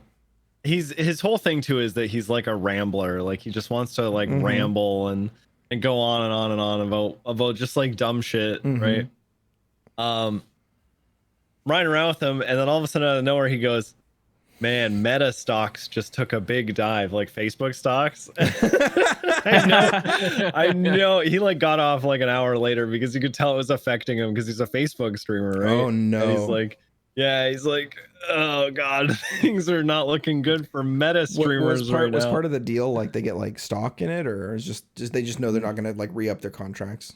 It just, yeah, it seems like as soon as contracts are up that like the negotiations aren't going to go well because of how poorly it's performing. Wow, Meta stock just took a dive. He's like, and he says it in character, he's like, I feel bad for any of those guys who have contracts. Oh my god. He's so, honestly, if any of you are budding streamers or anything like that, aspiring streamers, and you're looking about how to like move on to make it more professional, to business-size your stream, Moses is probably the greatest role model to look up to for that. He's not a great role model for how to spend your money because he's terrible when it comes to that. But as far as like, you know, how to make sure that your content is copyrighted or to protect yourself in the form of like an LLC, you know, bankruptcy and all that kind of stuff. He's actually like really, really smart. Oh yeah, that's great. Yeah, we should try to. I know you said you wanted to get him on. We'll try next week maybe. Yes, Be nice. I would love to have that man on. As long as he subs. I mean, you know, that's the deal. You know, you sub. Yeah, to, whatever it takes. Just whatever it takes for those subs. Fit. He's a super interesting dude too. Arno, you very quickly went from a character that I just kind of like saw around to somebody in roleplay that I trust to actually give RP. And when I say that, I don't mean I don't trust other people. I just mean they haven't earned like the level of trust that I can like go a little off the rails and like do some shit. And you've done that exclusively in character. We've had almost no out of character conversations. My first ever DM to you was at Bane's bail hearing. Was me because I spammed time. This is when we both risked our jobs. We're like, yes, the Your Honor. screenshot. Yeah. Yes, Your Honor. We would get fired if he violates his parole. I will put my job on the line. We both did that. The DM of you threatening Bane of time. I messaged time. I go, risking my job, you motherfucker. You make it better. You better make it count. And he goes, -2 CPD members, easy. and I send it to Hydra. And that was like our first ever DM was that was the 1st of November. Yeah. That's crazy. And you've quickly become somebody that I gravitate towards because like that's just how it works, right? You find people in role play, you interact well together, you have like similar thought processes, and then you just kind of you find yourselves running into each other more and more, and it's really it's kind of been a while since that's happened with somebody. So it was really nice to realize that Ethan Turo is like a really cool character and you play him super well. In my mind, he's 80, right? He's Really? like an old man. He's like James Randall 2.0. And so I feel bad, like not picking him up because like I have to like take grandpa to daycare or whatever, right? Oh my God. Turo's like 28. Old. On his ID. He's on his deathbed He's practically. basically out the door. What do you have? 2 more years? 2 more good years? Yeah, something like that. Yeah. Just you know, I think once I become an FTO and I become an Air1 pilot, I'm dead. So what are your goals for Turo? Where would you like to see yourself in the next couple months? I want to get him. I want to. Well, okay. So on the tier list of what I want most badly is I want him to absolutely have enough confidence to be an Air1 pilot. Just generally the way GTA handles helicopters is something that's always just been right up my alley. From when I was playing just GTA Online to like role play. Do you keyboard mouse or do you controller for helicopters? Keyboard mouse, yeah, Wow. keyboard mouse.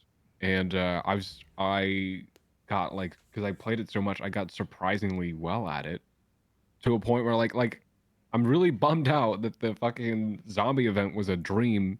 I can't just tell people, look, dude, I was fucking rescuing people the whole time. I can't fly. You can see that right there. No, it was a dream. Sorry. So great. Turo's taking pilot lessons now, so I can incorporate my actual GTA mechanics skills into this role play. And he's on his final lesson now, so he's got his exam soon. Oh, what happened? So John Hydra was taking Turo to Zancudo to do his thing, and I like subtly implied that you were potentially up for charges on felony charges, and you were on like your last strike.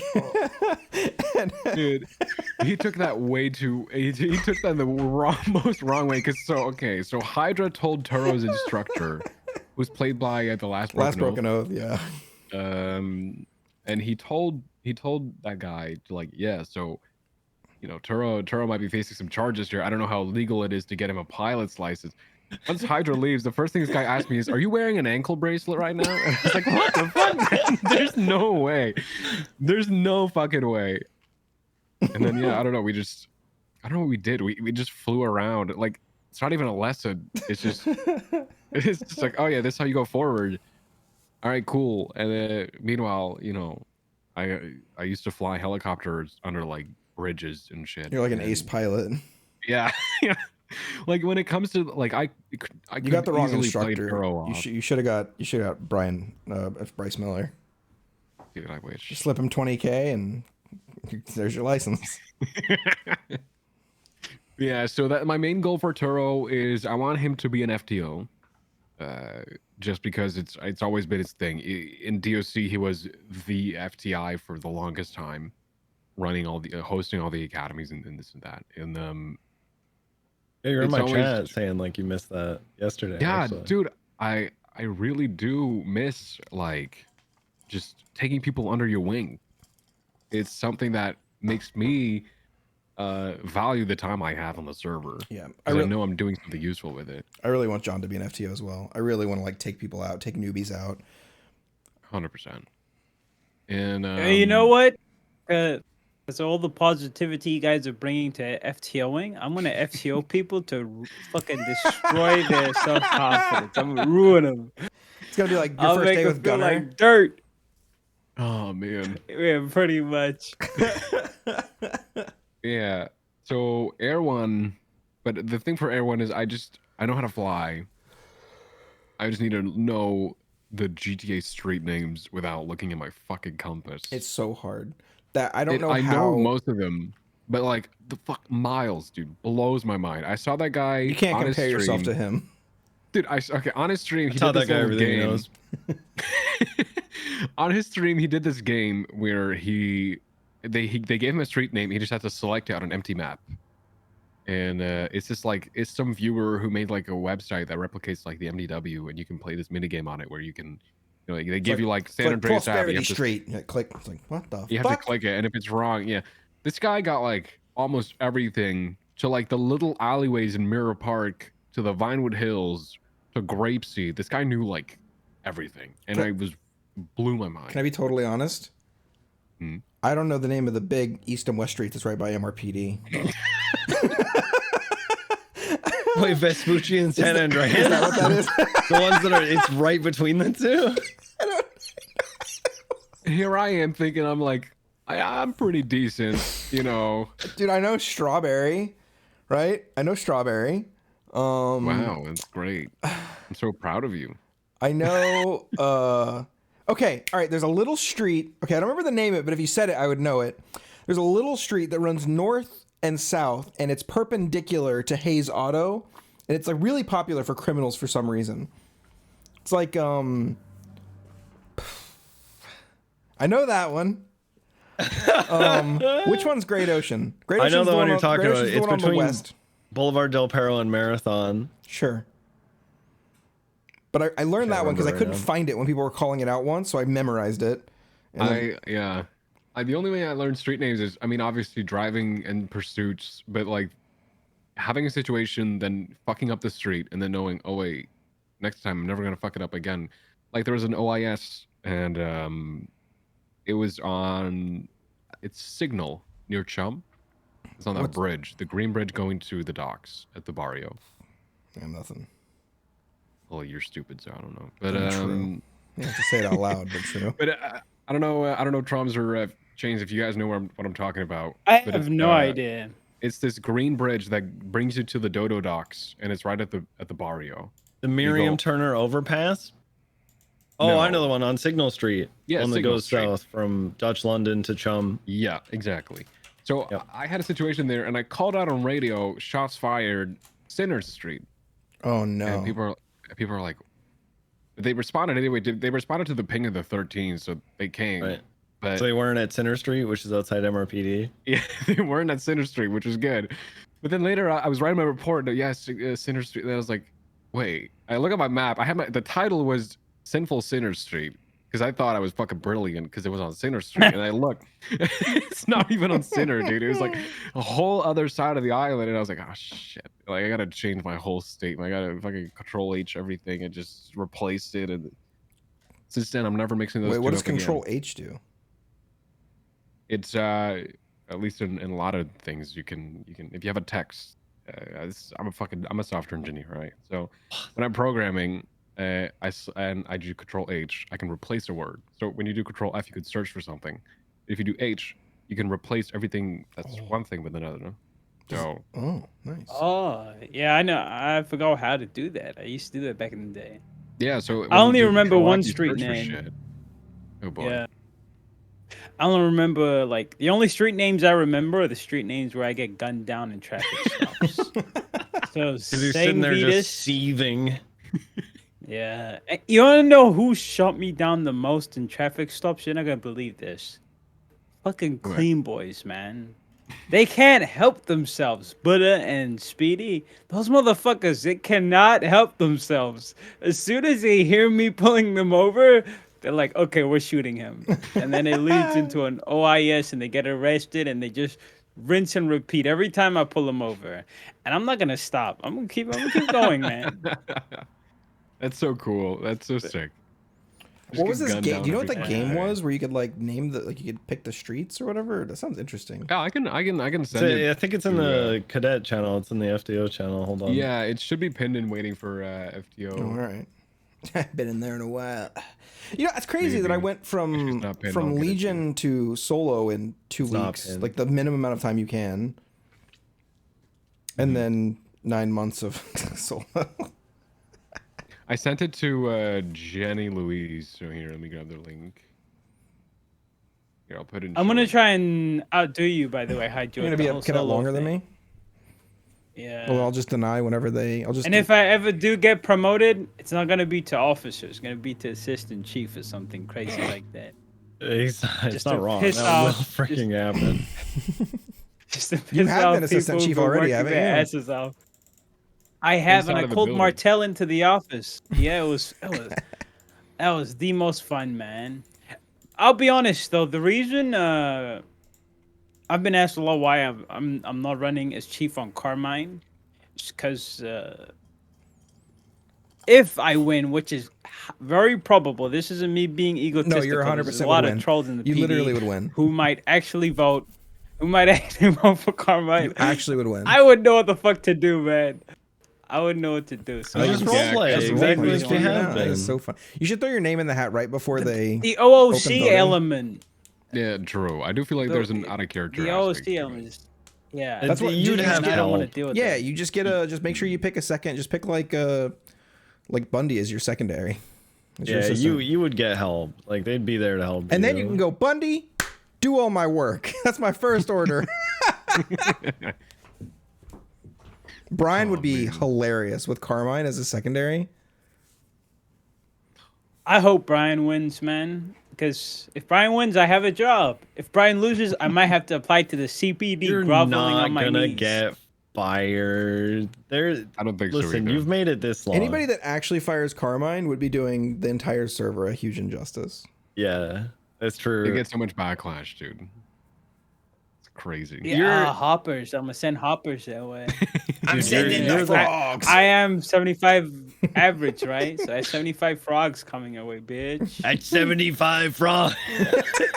Do it in the Chase Connor voice. No, listen, you haven't been fired yet. You're the guy people love to hate. So Punching bag, dude. They need it. They need a they punching bag. do need it. That's what Crawford was to prison. Juice. It was just the punching bag, dude. Just they need it, man. Turo, you got They love any to- questions for us? You got anything you want to know about the boys or about what we do or the podcast? I really or- want to know how you guys came up with your characters. Like what inspired Ooh, your characters? Okay. I can go first because it's so easy. This is actually Sea of Thieves. I was doing Sea of Thieves roleplay. Before I even knew about GTA roleplay, before I knew about any of that, I was getting in and I was Captain Moosebeard and I was out there on the 17 seas. Ahoy there! You know, I was literally just like on voice chat. I'd get on people's ships and because I was like actually role playing and speaking to them, they usually wouldn't kill me. And so I remember there's actually been a few times where I would commandeer their ship and like I would tell them what to do and like where to go, and I would like help them like angle their sails and stuff like that. And people would roll with it and 100% roll with it. So that's where Moosebeard started. And then when the role play thing came around, when I finally got interested because of Moon and Young Dab and all that, I was like, well, I don't really know of a character I'd want to play, but I have played this role play Captain Moosebeard before, and how funny would it be to have this like completely out of like world character just come in and just start being this pirate in this GTA universe. So good. It's so good, man. My character was in. You want to go first, Hydra? Sure, yeah, let's go. Last year's is better. I was playing, so I knew I wanted to apply to NoPixel, but I was like really scared that they would reject me and I would take it really personally. So I didn't want to get rejected. So I was donating like $50 a month for like 6 months before I ever actually applied. And then I finally applied and got into my first application, of course. Just wasted whatever 50 times 6 is.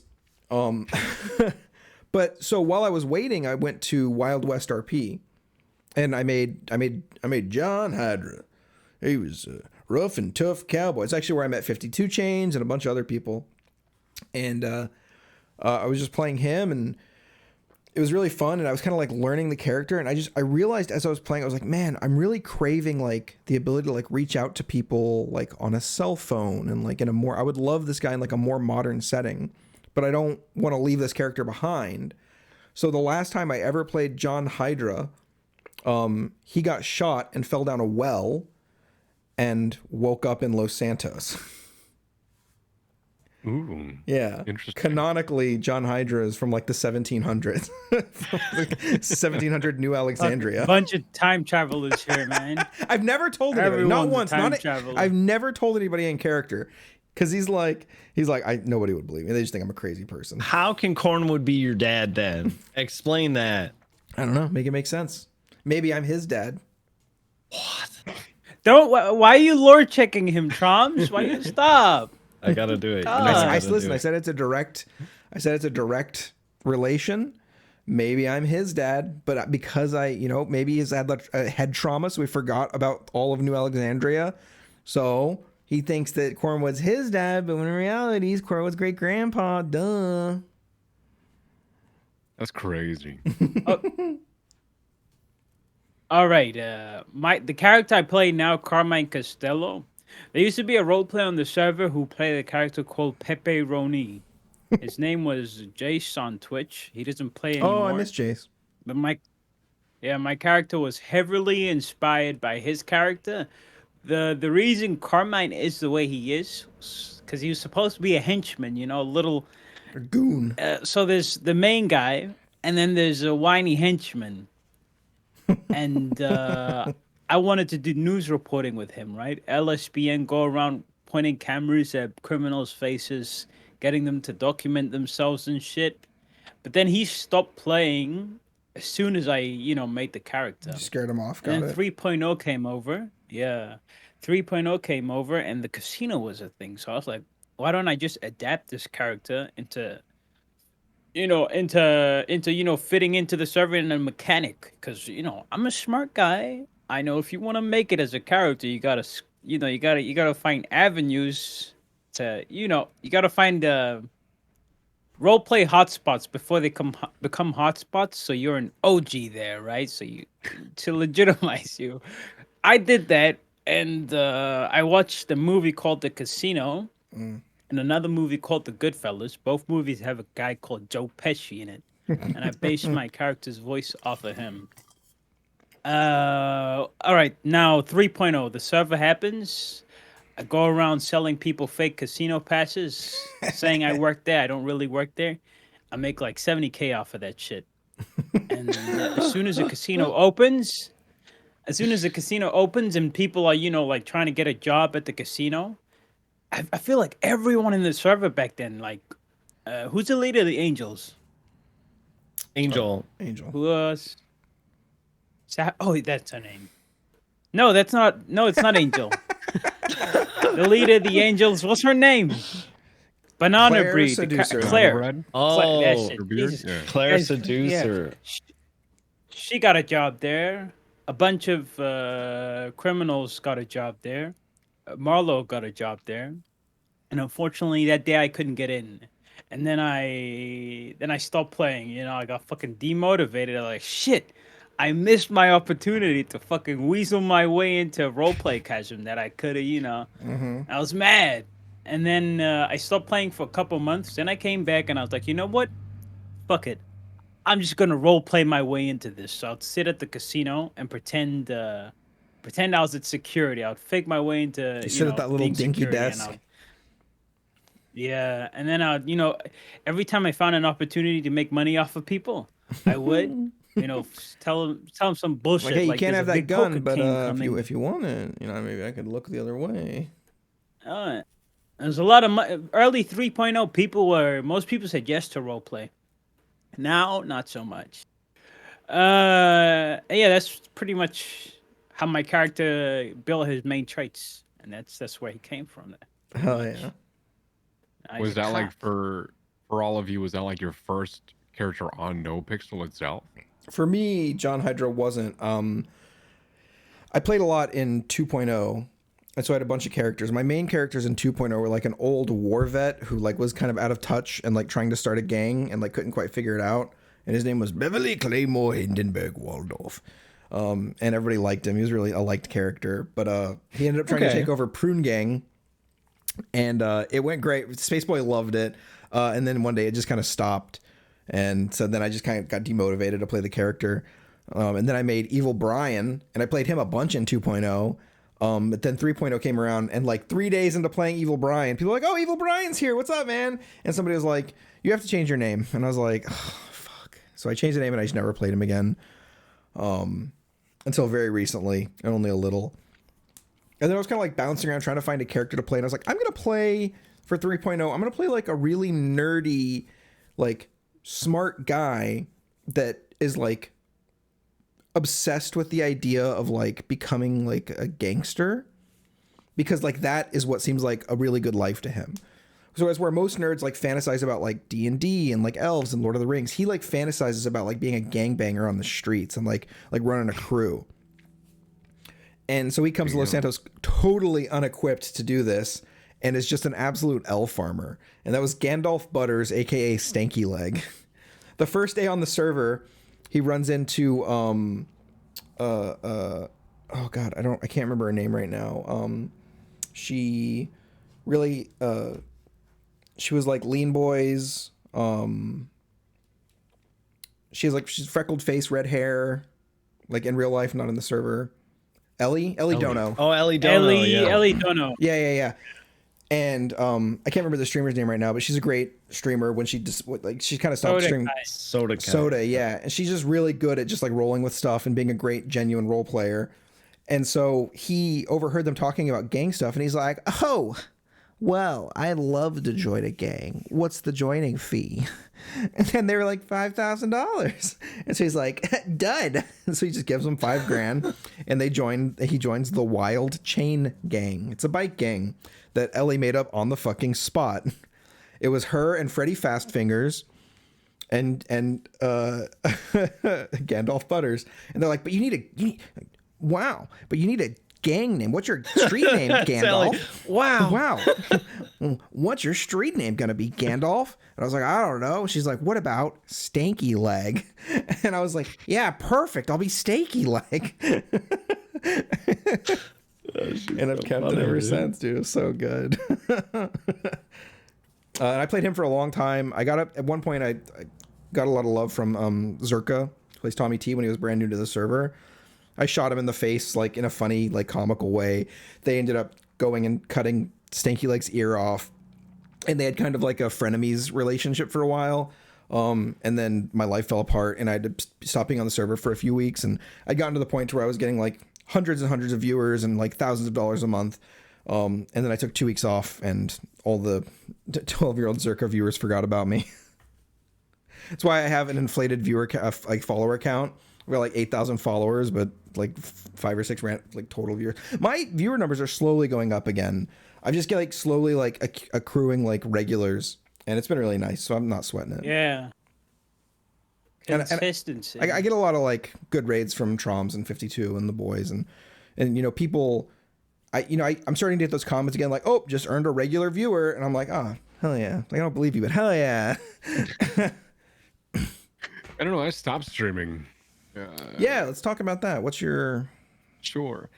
So a voice like that, what's wrong with you? Yeah, man. Yeah. You can make money off that voice, man. ASMR streams, okay? You have the masculine equivalent of like the Dommy Mommy voice, right? The one that like makes Moosebeard go all jiggly.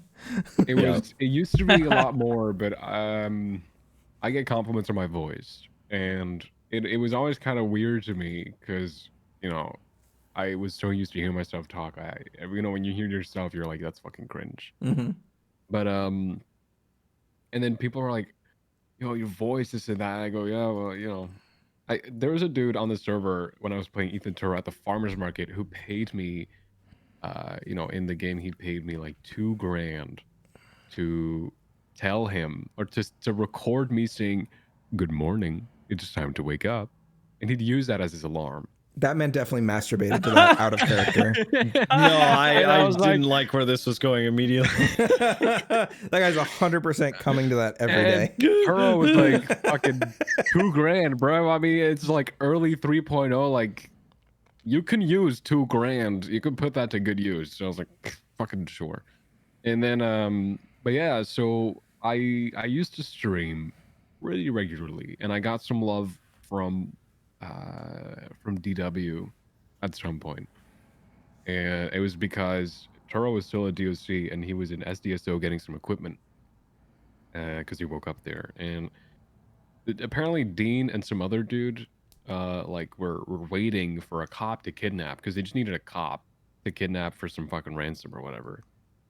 And the guy's like Dean's watching from afar, and then his henchman's like in the PD, and he's like, he holds me up, he cuffs me, and he radios to Dean. He's like, it says correction on his vest. Is that okay? And Dean's like, fuck it, it's a vest. You just take him. And then I ended up like, getting stuck in a locked car, and it was on the dock of Polito. And then, a lot of people, like someone posted my Twitch link because I was streaming at the time. Someone posted my link in DW's chat. Like, oh, this is the guy they have hostage right now. And I think I jumped like 400 followers in like fucking 15 minutes. Yep. Classic. It was nuts. The Twitch effect. It was nuts to me because it was fucking crazy because I had like 200 followers at the time. And I just up by like, it was nuts. I couldn't wrap my head around it. And then eventually that's how I met Ingvar, because Turo was stuck in the car and then he was handcuffed. He was in the driver's seat, but they dumped him there. And then Ingvar rolled up, thought it was a bomb in the car, but I like roleplay that Turo smashed his head against the horn, and I signaled like SOS in Morse code. And then I did like and Ingvar was like, "That's Morse code." He runs up, he gets me out, everything, and ever since then, that's how Turo met Ingvar. But that's awesome. So that was like the highlight of me streaming, and I thought it was really fun. But then you return to Bolingbrook, and those people they're not interested. Those people that they don't give a shit. Their streamer's not on camera anymore, so they don't want to. Boring. Yeah. Also, streaming prison is rough, man. Like Lennon in prison versus Lennon now. If you see those viewer counts, they're different. They're way different because he's actually doing shit. You just sit in the yard and be like, I could just stand on the catwalk. I just, all right, cool. I do that for 8 hours. All right. But the thing was, now that I moved to cop, I was like, all right, cool. Yeah, I can continue streaming a lot more and I can do this a lot more. And then I got really demotivated when it was super difficult for me to get an FTO. That was always hard. Turo spent 12 consecutive days as the #1 cadet in the queue for the full 8-hour shift. 12 days, no FTO for 8 hours a day. And it broke me, man. It fucking broke me. And I was like, there's no way I'm going to do Legion Square for another half an hour or I'm going to lose my mind. You're lucky the Legion Square was even a thing. Yeah. You didn't get Legion Square. Exactly. And then it broke my willingness to stream because I was like, nobody wants to watch me drive circles around a fucking square park. Like, yeah, I'll go on Vespucci and then Elgin and then San Andreas and then Strawberry, and that's it. That's my whole day. FLE. So I kind of stopped, and I felt like I was enjoying focusing on my role play rather than having to, oh, okay, I'm doing this and then looking away at chat and what's going on here and then back to this. I never had time to park the car in MRPD, have Turo just sit there, take off my headset, go take a leak without feeling guilty of leaving people waiting. That was the biggest thing for me. Is like, there's people in this chat. I want to go grab a drink or I want to go say hi to someone who just entered my home. I can't because I don't want to keep them just looking at nothing. Because by the time I get back, they're gonna be gone. Which was the there's ways worry for me. There's ways to get around that. There is. Do what I often do is I'll just put like a video on or something like that, you know. And I started discovering that the more that I just didn't stream and I didn't have to worry about am I using the right scene? Is my audio good? Oh no, my frames are bad. I personally don't give a shit if my frames get a little low. Sometimes, I got a fucking 3080. It's not like my PC's bad, but when the frames drop, I feel like, oh shit, their experience is getting worse. Right. And having to continuously keep up a type of experience that your viewers are expecting from you, it was too much for me. I was like, I can't do this. I can't make sure these people are happy with what I'm doing while I'm also happy with what I'm doing. Because a lot of the time, what Turo does on duty is I'll respond to a call, and then I'll go to MRPD, just look through reports in silence with some music on. Fuck it. Just read up some on shit, check up on Twitter, or call with like Charles, or do some shit that probably is not following SOPs. Me, Charles the Warden from Bolingbrook, you know, OG Kush, and Jimmy McNation. 2 days ago, we did an off the books, blacked out mission, but just we literally broke into the fucking embassy like 3 days ago, and no one knows. And I'm sure, even though it's not supposed to be like that, but if I streamed it, people would have probably known. And it's unfortunate, they'd have magically known, right? Yeah, it's a kind of a bad experience I took away from prison as well, is because you can't stream command meetings in prison. Oh no, because the lifers will know. The lifers will know some way, somehow. And it sucks. It sucks, and it shouldn't be like that, but it is. Yeah. And that's just, I was like, you know, I'm done streaming, man. I'll just keep whatever I see to myself.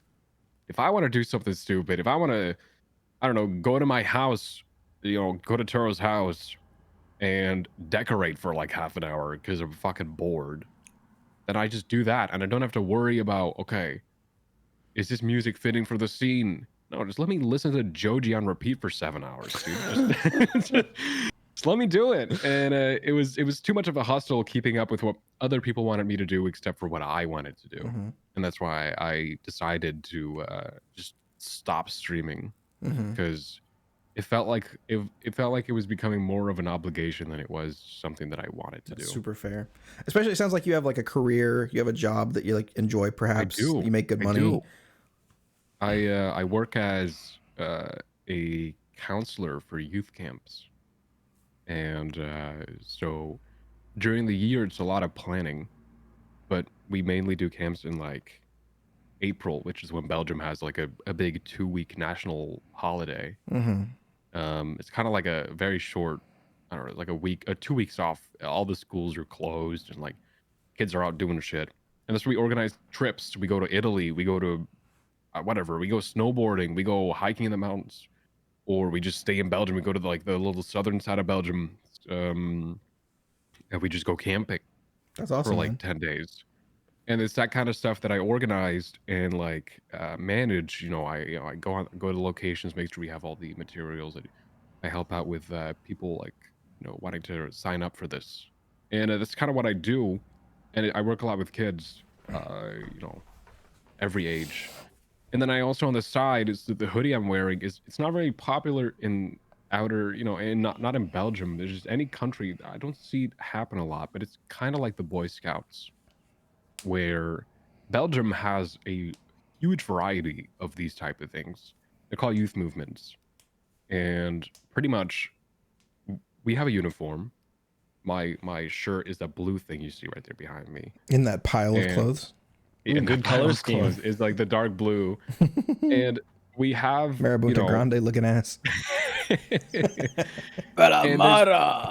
there's a there's a lot What of an shit. MG character, if you didn't know. I used to have an MG character on SURP. That was interesting. But there's a lot of these youth movements out there. We have the Scouts, but what I do is KSA, which is like a Dutch acronym for like Catholic social activities. And it's just Catholic because Belgium's fucking Catholic, but no one gives a shit, right? It's just like saying, well, go to Catholic school, but nobody believes in God, whatever. So I do that on the side, which is what I was doing today, where every Saturday from 2 to 5 p.m. I lead a group of together with 4 other leaders. I lead a group of about, let's say, 30 5-year-olds. It's a lot of 5-year-olds, man. Those kids, That's a 5-year-olds are whole lot of psychopaths. 5-year-olds. 5-years That are is a absolute whole lot of- psychopaths. Do you get If why they all Kuro attack you, sometimes how many pent do you up? think you can take? All of them, dude. They're so stupid and so weak. I can take Everyone, dude. every single dude. One swoop, just fucking at least like 10 out, at least. And this is why he's gonna lose his job. No, but it's. I work with kids when it comes to volunteering. That's why it says like amazing volunteer, because the KSA is this youth movements is I don't get paid for that. It's all volunteer work. That's awesome, man. And yeah, so that's what I do mainly. This is why my hours are also like, you know, I can't get on the server when it's like 2 p.m. my time, I can only get on the server like after shift 1 meeting starts, which is like the shift 1 meeting now is like 7 p.m. my time. So, you know, it's combining that. I already have to deal with kids in person. Do I want to deal with them in my Twitch chat as well? God. No. Fuck no. So that's why I kind of, I don't know, started focusing on my own shit. I've been more getting an than- influx of the viewers that are like, rob a bank, I'll donate $5,000. Dude, it's Like, ridiculous. okay, man.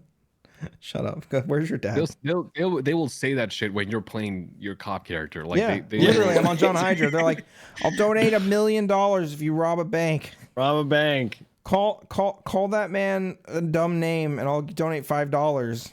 Like, okay, I'll get right on that, man. I get call this streamer, call that streamer. Oh, Those are yeah. the ones I get a lot. and They always pick the time to go for it. My bad. No, you're good, man. You're good.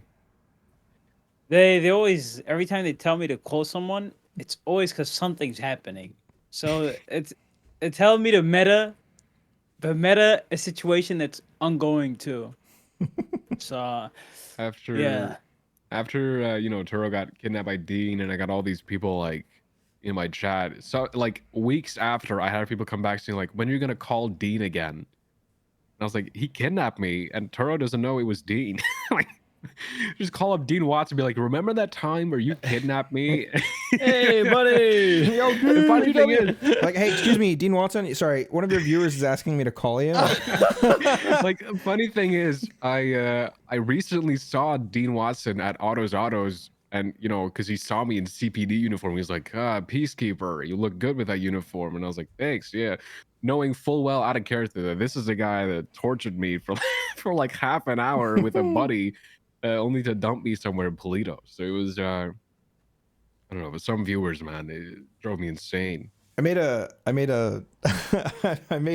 a big streamer laugh recently. There was something happened. I was in a scene with a bunch of criminals. It was one of the GG guys. I don't remember their fucking names. They're all the same to me. But Oh my god. he was like, I had him in cuffs, and he's like, "What are you gonna fucking do?" And I was like, "Well, I tell you what I might fucking do." He's like, "I got dirt on you," and I was like, "I'm about to teach you a lesson you'll soon forget." And he goes, "What?" And he goes, "I'm gonna ocean dump you." And he stopped, and I knew he was laughing, and it was just so funny, dude. And a bunch of his like people came over. I was like, "That was pretty funny." Oh, that's great. I recently had, there's a clip that was steal posted that. about me. I'm gonna teach you a And it lesson was- you'll soon forget. There was a clip of me in the cells with I don't know her streamer name, but it's just Selena, the one who does like the Donnie Selena Mommy Kyle, voice. Catwoman, regular part-time lover, part-time enemy of Batman. Familiar? No, but it's what's her name? Like P. It's something with a P. Oh, okay. Pichu or whatever. And Oh my she God, does. She plays Pokimane? this. I'm sorry, I'm being an asshole. She plays this like Selena character My who does like this queen. high pitched voice. I think like used to be part of the Vagos, and then sometimes she can like turn into like like what you can only describe as a fucking dummy mommy voice. And she was like in the cells talking to me, and she goes, "Yeah, what if I put a bullet in your head? Would you like?" She turned on her like, you know, good voice. It's like, "Yeah, what if I grab a class 2 and put a bullet in your head?" And the first thing I said back like immediately was like, "I'd let you." And and it got like 200,000 likes on TikTok, and like everyone was fucking like just laughing their ass off about it. And those are the moments where I wish I streamed. I could get that on my perspective, dude. Mhm. But You can always record and upload hilarious. YouTube videos. It's more work, I used to. I have like a few, maybe like 27 videos of like 7+ hours of Turo just doing DOC shifts. just taking up And, space on your hard drive. I upload them to YouTube and I delete them. But You yeah, should just set up OBS to do like a playback recording so that you can just like hit F9 or something and it'll grab the last 5 minutes. yeah. I really should. Dude, but you know what then you should again- do? You should stream, but you should make it very clear, like, hey, This is my stream. This is my time. I'm gonna listen to what I want to listen to. I'm gonna do what I want to do. Turn off chat. Dude, Just honestly, not be give a like, shit. hey, I don't interact with you guys. If you guys want to donate, dude, I appreciate it, but go fuck yourself. I think there's an Donate, audience. you won't pussy, and then get them donated, and they're like, fuck you, I don't genuinely care. think there's people who want to watch streams like that. They'd be I like agree. Lurker Central, right? That is true. Lurker Central. Especially with NoPixel, like I feel like fucking 50+% of the people, like the viewer count, are lurkers. Honestly, make it so that Oh, you 100%. only see chat messages if they donate $5. Be like, hey, I don't pay attention to chat. I'm doing this for me. Sub only mode if just you guys- the whole time. Honestly, fuck it. Yeah, the paywall might Maybe one day, make man. them want to watch even more. At paywall. Maybe one day. Who knows? You can make it sub viewer only. That's a thing, right? Where only subs can watch your stream. You can do that. Subs can watch the VODs. I don't know about the streams. No, I think you can like, make it so only feel subs like, can like join your stream to watch. I think that's an option. See, like maybe one day. For now, I'm having like if I want to focus on making Turo and FTO, like if I want to have my main monitor to be my game and my second monitor have like the roster and the SOPs and this and that, so I could quiz these cadets. I don't have a third monitor. I can't really combine. You don't have 4 monitors? No, dude, no, I do. fuck that. Well, that's literally what I'm sitting in front of right Me now. too, yeah. It's 4 I months. have got I two have one here, in front of me. One big one here, and then a small one over here. I got one in front of me, and then the exact same one just sideways. I wish I had 2 on either side, one big one, and then a giant one for chat up on my wall. Yeah. I've only got Yeah. 2 as well. Well, you So don't I'm even read terrible chat at 52, so SOPs. you don't need the next one. I do. What do you mean? I fucking do. What do you? Plus another thing with the streaming when it just came into me is like in Belgium, the whole streaming world, gaming world is just starting. Like esports just made his way through and is starting here. You're starting an esports team. Yeah, roleplay esports, man. Only get dubs. So a roleplay cop team. There's a fucking esports cop team, man. No, but and streaming is definitely not like on the big list of, oh yeah, you know, you're a streamer, cool. Because if I'm streaming and I get people from the KSA or my actual job to come in and they start typing Dutch in chat and they're like, hey, we're all watching here at work, say this, I'd sink into the ground, man. Just you out of can't tell people. You embarrassment. gotta keep it separate. Yeah, When I used to work, I'd never tell anybody. I have 2 Discord accounts. Yeah, just make One for sure. work and one for everything else. Yeah, just as long as you don't like go on a podcast and tell people like what you do, where you work, what country you live in. Like, Yeah, dude. You should probably be fine. And like do a face reveal or anything like that. You should be fine. Let them know what organization And you like to say- volunteer for.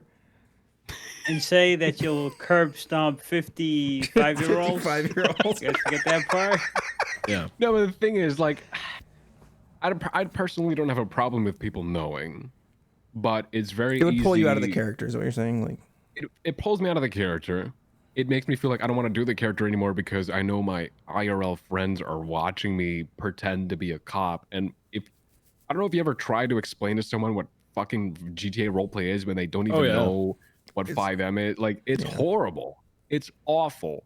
It's like Oh, trying yeah, to yeah. explain to your family that you're a streamer. True. What do you do for a living? Well, The Grandma, only way plumbing. my mom accepted me actually I doing pretend I'm this, dating a 20,000-year-old caveman, Grandma. It's complicated. the only way my mom was like, okay, I guess I'm happy for you, is when I got my first Twitch like payout of $100, and I was like, look, Mom, you think I'm just wasting time over there, but I made $100. And she's like, in the last 6 months, I made $100. yeah, and she's like, okay, I mean, whatever you do, honey, just have fun. And I don't know, it's obviously be sick to have like a functioning schedule for a stream that I could just pop on and actually enjoy doing, but with my current situation, especially living with my parents still, it's impossible. Dude, I've had an oiler in my fucking chat recently. Somebody that I didn't expect. They chatted. They were in my stream for a long time. I'm gonna call them out. Meaty _511. I think he's actually originally a Troms viewer. You stole And my Oiler, dude. dude, this guy is genuinely Yoink. so nice. He chats regularly. I get hyped to see him. This was before he ever donated anything or subbed anybody. It was just he would just show up. And I've told people 1,000 times the most valuable thing as a viewer that you can do is just show up and say hi. Like a moving chat feed is the biggest dopamine hit you can ever give a streamer. Yep. You can donate $10,000 and I'll be like, wow, that's amazing. But that feeling goes away over time. But just having like looking over and like seeing your chat moving, dude, it's absolutely the best feeling. Just showing up to other people's streams. I've never had that happen to me before, which is also kind of like so yeah, you know, or yeah, it'll be moving, but it's all of the same person. It's just the same username over and over and over. Again. Ludwig. That's also just like, Ludwig Ogren, the streamer, used to be Twitch, now he's Yeah, YouTube, yeah. said this is the best. He said, I got burned so bad when I was first streaming. I was like, he was playing just like one of like the game, like Getting Over It or something, and he kept looking over because he's trying to be a good streamer, and like nobody was talking. And then somebody in his chat said, stop looking at chat, it isn't moving. And he was like, I got burned so bad. He said it the best. Earlier we were talking about like getting a bunch of viewers and hosts and stuff and like how that makes you feel. And I found an old clip that like genuinely like made me tear up a little bit because it was so fucking true. And I felt like such a crazy person because nobody had talked about this before when I lost all my like viewership for Stanky Leg. And it was actually Troms's good real life friend Moon who said this. 52, roll that beautiful bean footage. Already on it. I knew you were gonna tell me to do some shit for you again. God damn it! I want a paycheck after this. You guys get 33% of the ad revenue. You Is that see Mitch it? Moon? That's Mitch Moon. Shall I play it? Yep, play it. Say please. Do it, pussy. FLEURIO. EO. FLEURIO. Where are his lips? Yes. You want to host? Sure. I could change your life right now. Oh, God, How many viewers do you get on Mitch when you stream? Not many nowadays. You know, Like, give me a number.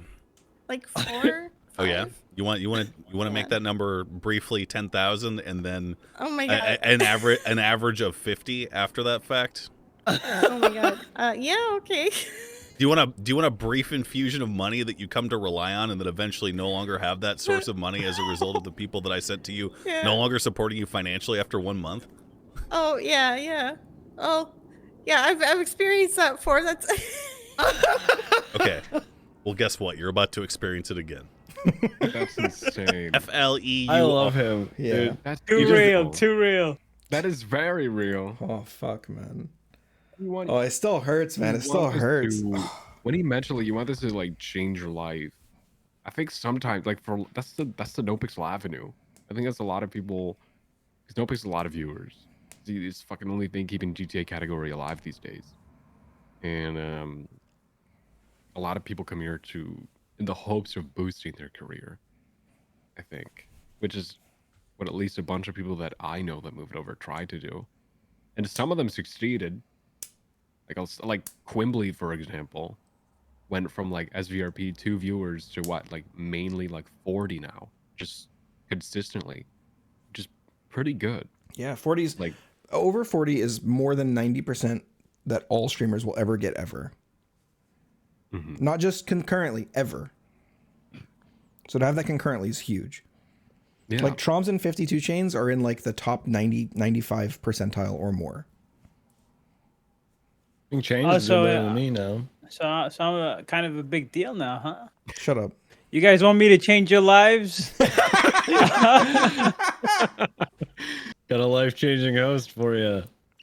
Yeah. yeah, no, but he is right. He is Just right. let me Like, win roleplay. imagine you're chilling and like I think the biggest raid that I got once was like a BSK member that just got sent to prison, and I was a guard there, and they were ending their stream, and they sent over like 83 people, I think. They blew my fucking mind. And then he says change your life, but then he also starts talking about, you know, how it quickly fades. 15 minutes go by and there's like 2 people left. It's like, damn, fuck this. Like, what am I still doing here, man? What am I forcing myself to turn on a stream if I just, you know, that's kind of what demotivated me as well, I think. It's just the whole keeping up, trying to be competitive. Get over it, you wimp.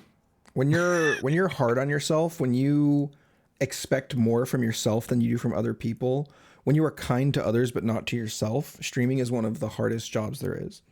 If you genuinely try to make it your work, you will beat yourself mentally into the ground over and over and over again, because every time somebody leaves and never comes back, every time somebody types into your chat for the last time, you feel that and you pay attention to it and you notice the ebbs and flows. Even if you turn your like viewer count off, which I like finally did after years, you still look at your analytics, you still care. And when you're like in a downward trend and you don't know why, it absolutely feels so brutal. And then when you come to realize that you had people that were paying attention to you because of your relationship with another character and that you personally weren't enough to maintain that viewership, you take it personally, even though you never were going to maintain that viewership. You just can't. You're not Zerka. You never will be. And trying to replace Kill him and wear a skin. You could. I'm a little fat, but I think I could, you know, might have to leave an ear off. I'm a seasoned streamer. I've been going at this 4 solid months consistently, okay? Been in this game for a long time. You know, I've seen the industry change and shit. I don't know. You know how Homer Simpson chokes Bart? 52 Why you little? Two things I've learned, it's because of the first podcast. Ever since I turned off my, hid my viewer count, I've always, in my head, viewer count's always stagnant to me. I'm just switching on the stream. I play for a bit, have some consistency with how I run the stream, what times I do the stream and everything. Make sure that I plug the socials all the time. And what that does is it helps you build your own community. And another thing I do, and this is roleplay, this is no pixel specific, is I try not to get into any cliques. I try to do my own thing all the time, roleplay with as many people as I can, no strings attached, you know, episodic. So I don't have a community that actually someone else's community. And that's helped me a lot. That's helped me a lot with and you don't have to schedule hopping onto the server. You don't have to think, oh, is so and so gonna be on so I can be on with them? You can just hop on your own. You can wing. You can do your own shit. That's one thing I really like about COP. Getting a COP on the server has been a fucking blessing. You can do your own thing. You ain't gotta worry about nothing. Unlimited guns, money, all the paycheck. gunfights you want. Genuine, you don't have to roleplay for gunfights it. you want. Yeah, It's cog machine pretty much. You just gotta, avoid the mold like it's landmines. Try not to shoot the wrong streamer. Don't shoot certain streamers. That's one thing I'm good at. I know who not to shoot. And if I do shoot them, I always pretend I didn't. I'll play it off like I didn't. I don't know who shot you. Such a time when, They're gonna suffer. In Lennon's bail hearing, remember when Randy, it wasn't Lennon's, I think it was the hearing for John Doe's murder suspects or whatever about their parole or their bail, and then Randy Bullet came and beat up Kyle Pratt in the courtroom. In the courtroom, and I tried to tase, and I missed, and I tased DuPont, who was standing standing behind him. And she was just in the crowd, and she was like, "Who the fuck tased me?" And I was like, "I don't know. I don't know. I didn't say anything." Smart. It's the same thing with SWAT training, and we were doing it at Burn Island, and Vale was running in the crops of the field, and apparently she was an instructor. She wasn't part of it. She was dressed like a criminal, and then she was just going to the middle to spectate, I guess, and she was shot down a bunch of times before by people mistaking her. She was really getting sick of it. She runs at me in the cornfield. I just gun her down. We're all masked up in like SWAT gear, and she stands up. She calls everyone on the radio. She's like, "Who the fuck was that?" And I just stood there quietly, just like, "Yeah, dude, who the fuck was that?" And she eventually's like, "All right, anyway, just I dodged a bullet, man. Fuck it." Oh my gosh, she would have killed you. She would have murdered me, man, completely. I was just like, I don't know, man. I don't know Carmine. There's Carmine. I don't know. Is Carmine? I'll here? take the bullet. Is Carmine at this training? He isn't. Ah, shit. Is it? Who's the next person? You know what the plus side is of getting the best part of getting not shit on, but taking flack, like people know that you fuck up. Mm-hmm. Is that when it happens is expected and the blowback is like it's non-existent. Like people are like, "Oh, Carmine did that," but if you guys did it, Carmine. if you guys did it, strike points. Dude, and I have a shit. For strat. me, I have a strat. Carmine actually talked John Hydra into this in game. He was like, "Hey John, if you ever get any fucking trouble, just call me. I'll come run amok, and they'll start being mad at me and not you." And so I do it. Anytime I get called into the office, I'm like, "All right, Carmine, I'm going in. Listen up. If it sounds bad, I'll cough real loud. That's when you know." I remember 52. Let me just tell you this. How much I love when we started role playing together versus what we're doing now. Because we started like the first time we actually interacted was when we interrogated DOC for running over a woman on the freeway, which actually was the fault of the Littlemans. Because the Littlemans, so we got the person who Littlemans ran caused it. someone over on the freeway, and then the DOC came because right outside of Bolingbrook. And they're like, how could Jim was like 911? I'm like, DOC ran over a woman. And me and Carmine go to the interrogation room of SDSO with 3 COs and interrogate the shit out of them to a point where like Silas came in and was like, first of all, officers, who the fuck are you? And what are you doing here? We were just interrogating these people. And that's like that we worked together. And then eventually I started getting more befriended with Bane. And then you didn't. And now we're just fucking button heads. It's just complete 180 for what we did in the beginning. I love it, dude. It's so fun. Like, watch your back, Turo. Like, all right, solo cadet, shut the fuck up. Just make fun of I'll him be the whole honest, time. my characters, I enjoy, like, there's only a few people I enjoy, conflict banter with. And to know if you're one of those people is just see how far I take it. If I'm willing to talk to you for 30 seconds plus talking shit to you, it means I like your banter. If I say one thing and I dip, it means, okay, this ain't going to end well, so I'm just going to leave now. But you're up there, man, Turo. You're easy to role play with. You're one of the one, yeah. Like you just there's a mesh, right? And the mesh is perfect. Dude, absolutely. Turo is starting to get like with the new ruling of CPD where Pred just went like, I don't care if you're corrupt, just don't get caught. Dude, I was saying that earlier. I've been wilding out. Dude, I'm taking it very slow. All right, Turo is very in prison. As you should be taking it slow. I will say, in prison, there's a lot of people who don't know this. Nope. Turo has taken inmates to like AdSec before just to beat the shit out of them, like 100%. Oh, you should. That's such good role play. I love it. Yeah, you should in prison, but there's you know how scared I was when Turo actually once like way back. This when Harbinger was still the warden. Ethan Maxwell and Turo supplied Jeremy, which is a lifer, with 50 scrap metal, which is just what they need to make a shiv. Turo, as a CO, gave Jeremy the material to make a shiv, just because like there was some really juicy information that led to a very cool perma, by the way. And Turo really wanted to know it, and Jeremy knew it, and he's like, "Look, I'll get you anything." He's like, "Give me 50 scrap." I go, "Deal." I call some dude who was selling materials on the yellow pages. He parks up on the parking lot of prison. I'm like, I'm wearing a fucking black fedora with my normal CO uniform, being all like half shady, half still DOC. I get in his car, in his passenger seat. I go, "You got the shit?" And I just treat it like a drug deal or something.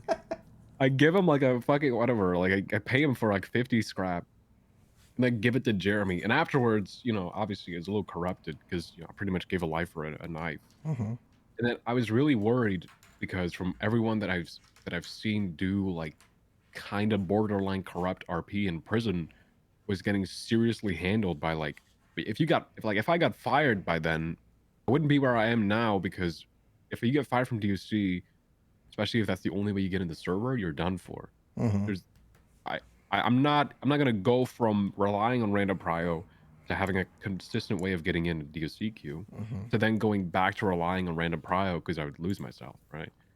And so I was really nervous, and I was talking about this on stream. I was like, dude, I wish I didn't do this, because command knows, or at least Turo told one of the command members who's like his best friend or whatever. I was like, fuck, I'm gonna get fired. And in hindsight, I don't want to get fired, because the only time I have to enjoy like RP. And that's when I got a message, and I'll always remember this. I got a message from Harbinger out of the blue on Discord. He goes, look, man, I saw your stream. Just want to let you know, I'm not going to fire you at all. Just so you're chill. I'm not going to fire you at all. Like, don't be stressing OOC over this. Don't be stressed.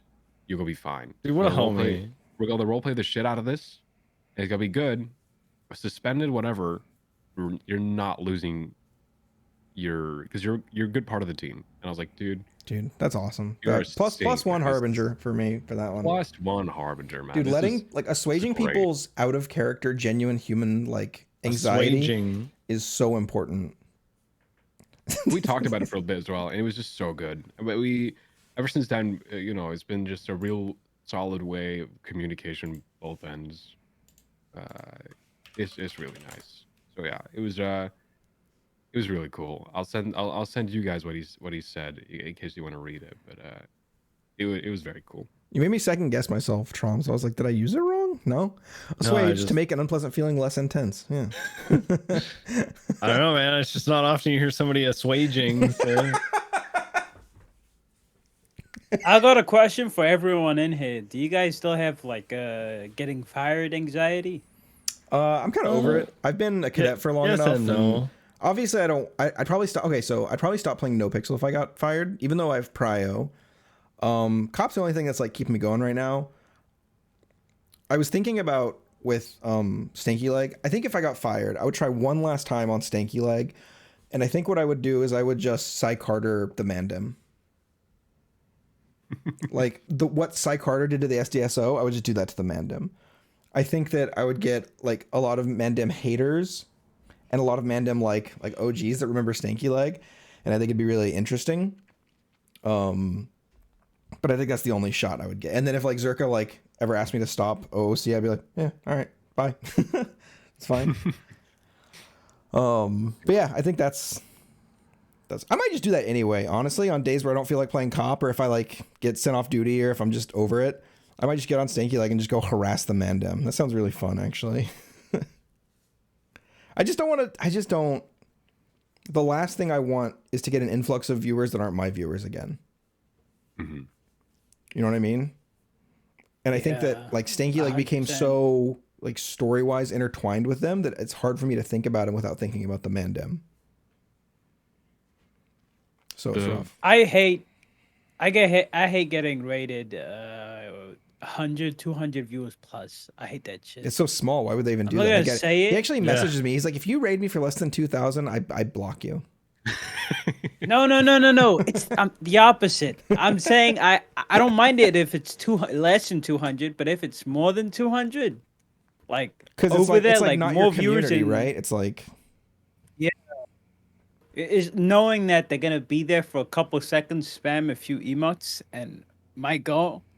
I'd rather the only thing you get out of rates nowadays is followers. That's it, and those followers don't come back. It's just a number. Yeah. I actually wish I could see like a breakdown of like what my concurrent viewership is compared to my following. I would like to see how many of my followers are consistent, and then if I wish I could unfollow the other ones that weren't, just make them not be followers anymore. And I know most people go like, why would you lower your follower counts? Like, because I want to know what my actual follower count is, man. Yeah, I don't care about the 4,000 12-year-old fucking, sidemen viewers that don't give a shit about me. There's a new thing. I don't know if you guys go for it. I was gonna ask you, 52. What are your stances on like the firing anxiety? Oh, We were simple. talking about that. Uh, I've I've grown numb to it. You know, when you get He's been fired so threatened many that you're times. gonna get fired 100 times, and you get DMs too from fucking chiefs like Sab. Yeah, he sent me a DM saying I might get fired once. But yeah, once I've been threatened so many times that now I don't care. I just do whatever I think the character's gonna do, and it will come what may. I will, however, if I know I did one big thing, like one big fuck up, like almost caused World War III or something, I won't do anything crazy to follow. I won't do anything crazy for the rest of the day, and then I just For the restart. rest of Every the day, day, if I do just the one thing, day. yeah, just a day, and that's how I pretty much work. I'll only fuck up once major, and then I won't do it again for the day, and we start again. Yeah, I think Carmine's kind of at a Interesting. point where he's so popular on the server that even if he got fired, you would still have a lot of options to like keep role playing and keep your viewership. And I don't know if I'd play on the server if I didn't have a cop, just because I don't like. I like being handed role play avenues. I don't want to work for it. I don't want to have to, play the social game of getting to know people so that I can get access when to you could certain just role force them play. to pull over, power game them. Exactly. Cop, basically easy mode, training wheels. Life's so much easier as a cop, Interesting. so I wouldn't be able to make it as a civ or a crim. Too much effort. I'm lazy. I'd love to. Like, I mean, I used to have a character on NoPixel called Luca Looney, and he was a British kind of criminal dude. And the first thing I did was I found this guy. He was called himself Big Cheese, and this like a while ago. This is in the old inventory, like the first 3.0 inventory look like UI was still a thing. And because that's when the convenience stores sold cheese, like separate cheese items. They don't do that anymore. And so this guy go up to me, he's like, I got some shit. I got some Italian pure products. I need you to look over it. I want you to sell it with me. I go, all right. I go to the trunk, I open it up, it's just fucking cheese. Like from top to bottom, just cheese. Eventually, I we're remember trolling this the guy. shit. We're trolling the shit out of the Alta Street apartments. We're talking to people like, yo, I got the purest of the purest shit. You just follow me, pay $15, I'll give you one piece of it. They go, I go follow me through. I go, hey, take a look. It's just fucking cheese. Some people will go in with it and they're like, oh shit, really? Like, all right, yeah, I'm buying this. And then they bought the cheese. One person called the cops. And it's Neil McReal and Time Reducer that show up. And actually, LGX put a YouTube video out of this whole situation. Like a YouTube vid about it. I love LJX's cop. And so these cops arrive and they're like, what are you guys doing? In standard Big Cheese fashion, he goes up to them, he goes, I got the finest product in the whole of the southern side. And they're like, what the fuck? Like, yeah, the purest of the purest Italian. And he's saying like Parmesan as if it's like a code word, but he's dead serious. It's fucking cheese.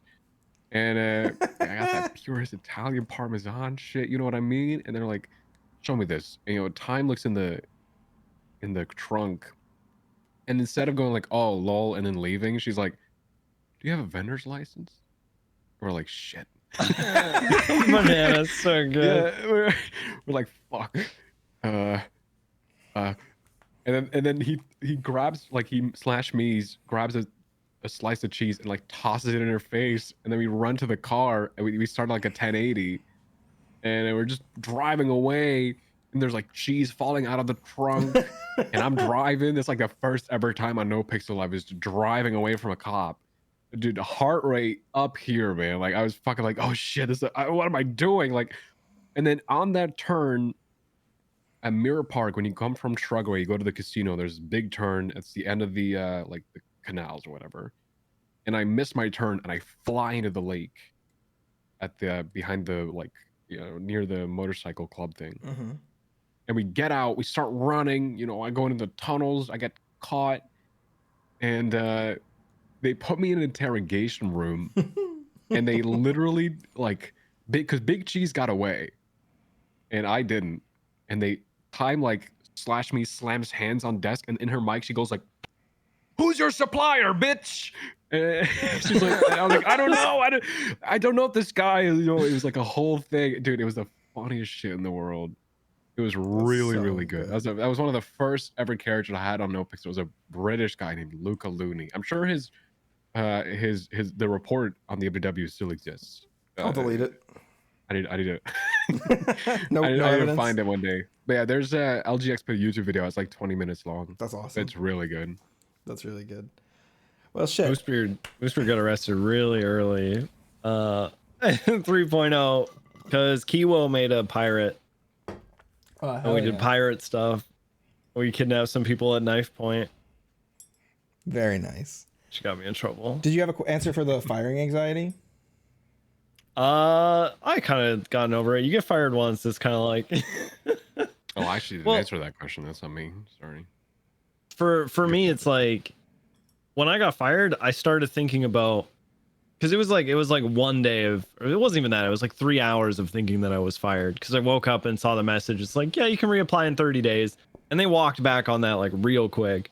This was the Cone incident. Cone incident, yeah, it ended up just becoming like a suspension, right?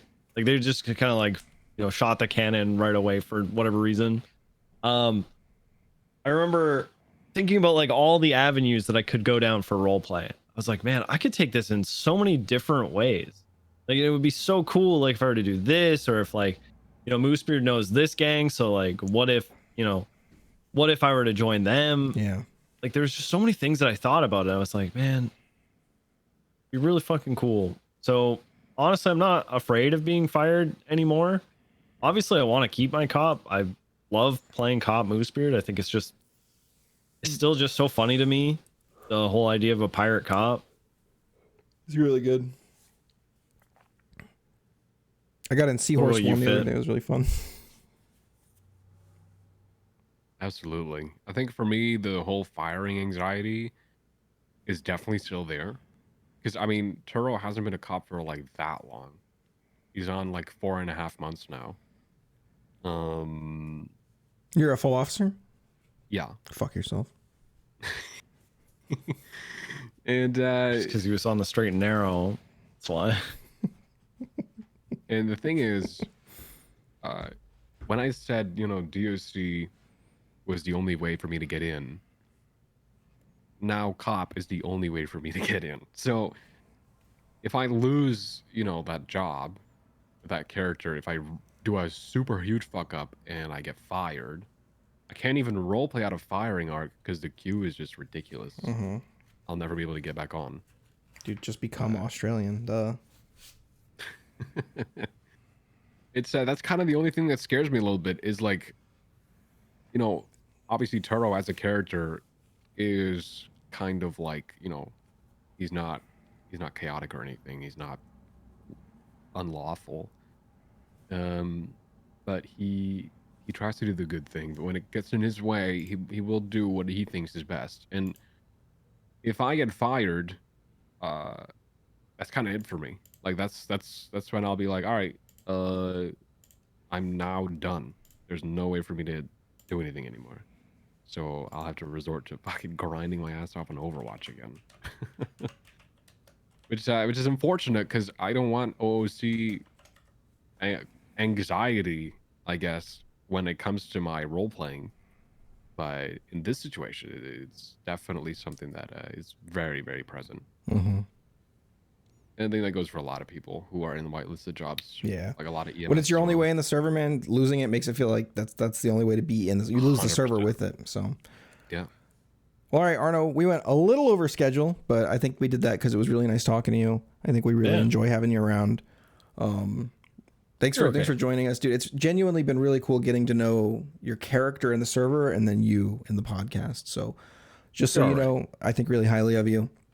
You're okay. Thank you, I man. hope to have you back on sometime soon. Yeah, Trumps almost didn't come on the show. He's almost like, dude, if it's going to be Turo, I don't know, man. Yeah, I was told last night, and I was just like, I tried to make up an excuse. I just couldn't. It didn't fly. But yeah, Kim was texting me like she usually does, and she was like, he's just being a baby. Like, don't sweat it. Yeah. I was debating not to be here I was like, fuck, dude. A Littleman, really? Like, That's know what how I'm to- saying. I gotta be in a fucking podcast with this Littleman every Saturday. Okay. Speaking of which, Live a day in speaking of my this Littleman shoes. stuff, Fucking right, Are you you gonna make a do, little bud. man? You damn fucking right, I will. No, for sure. fuck, God. Surrounded by him. Now we're gonna Another get one. Carmine Littleman. Fit That'd be Littleman great. here. Hey, what's up? I'm like rich as fuck, guys. It's easy. No, it's Hell gonna yeah. be great. That's It's so gonna be good. great. All right, boys. Let's call it a show. Yes, Bye, Pixel. guys. Thanks for the show and listening with your ear holes. Oh yeah, be sure to go Next follow week. Fitnihil on Twitter. Yeah, next Oh week. my God. We're gonna try and get we have an Moses. insane show for next week. You guys aren't going to believe it. We're actually check it out next week We're all gonna to wear find out. ladies' dresses. That was my Halloween costume. Oh yeah, it was hot. I didn't actually see it. Yes, Pixel, episode 16.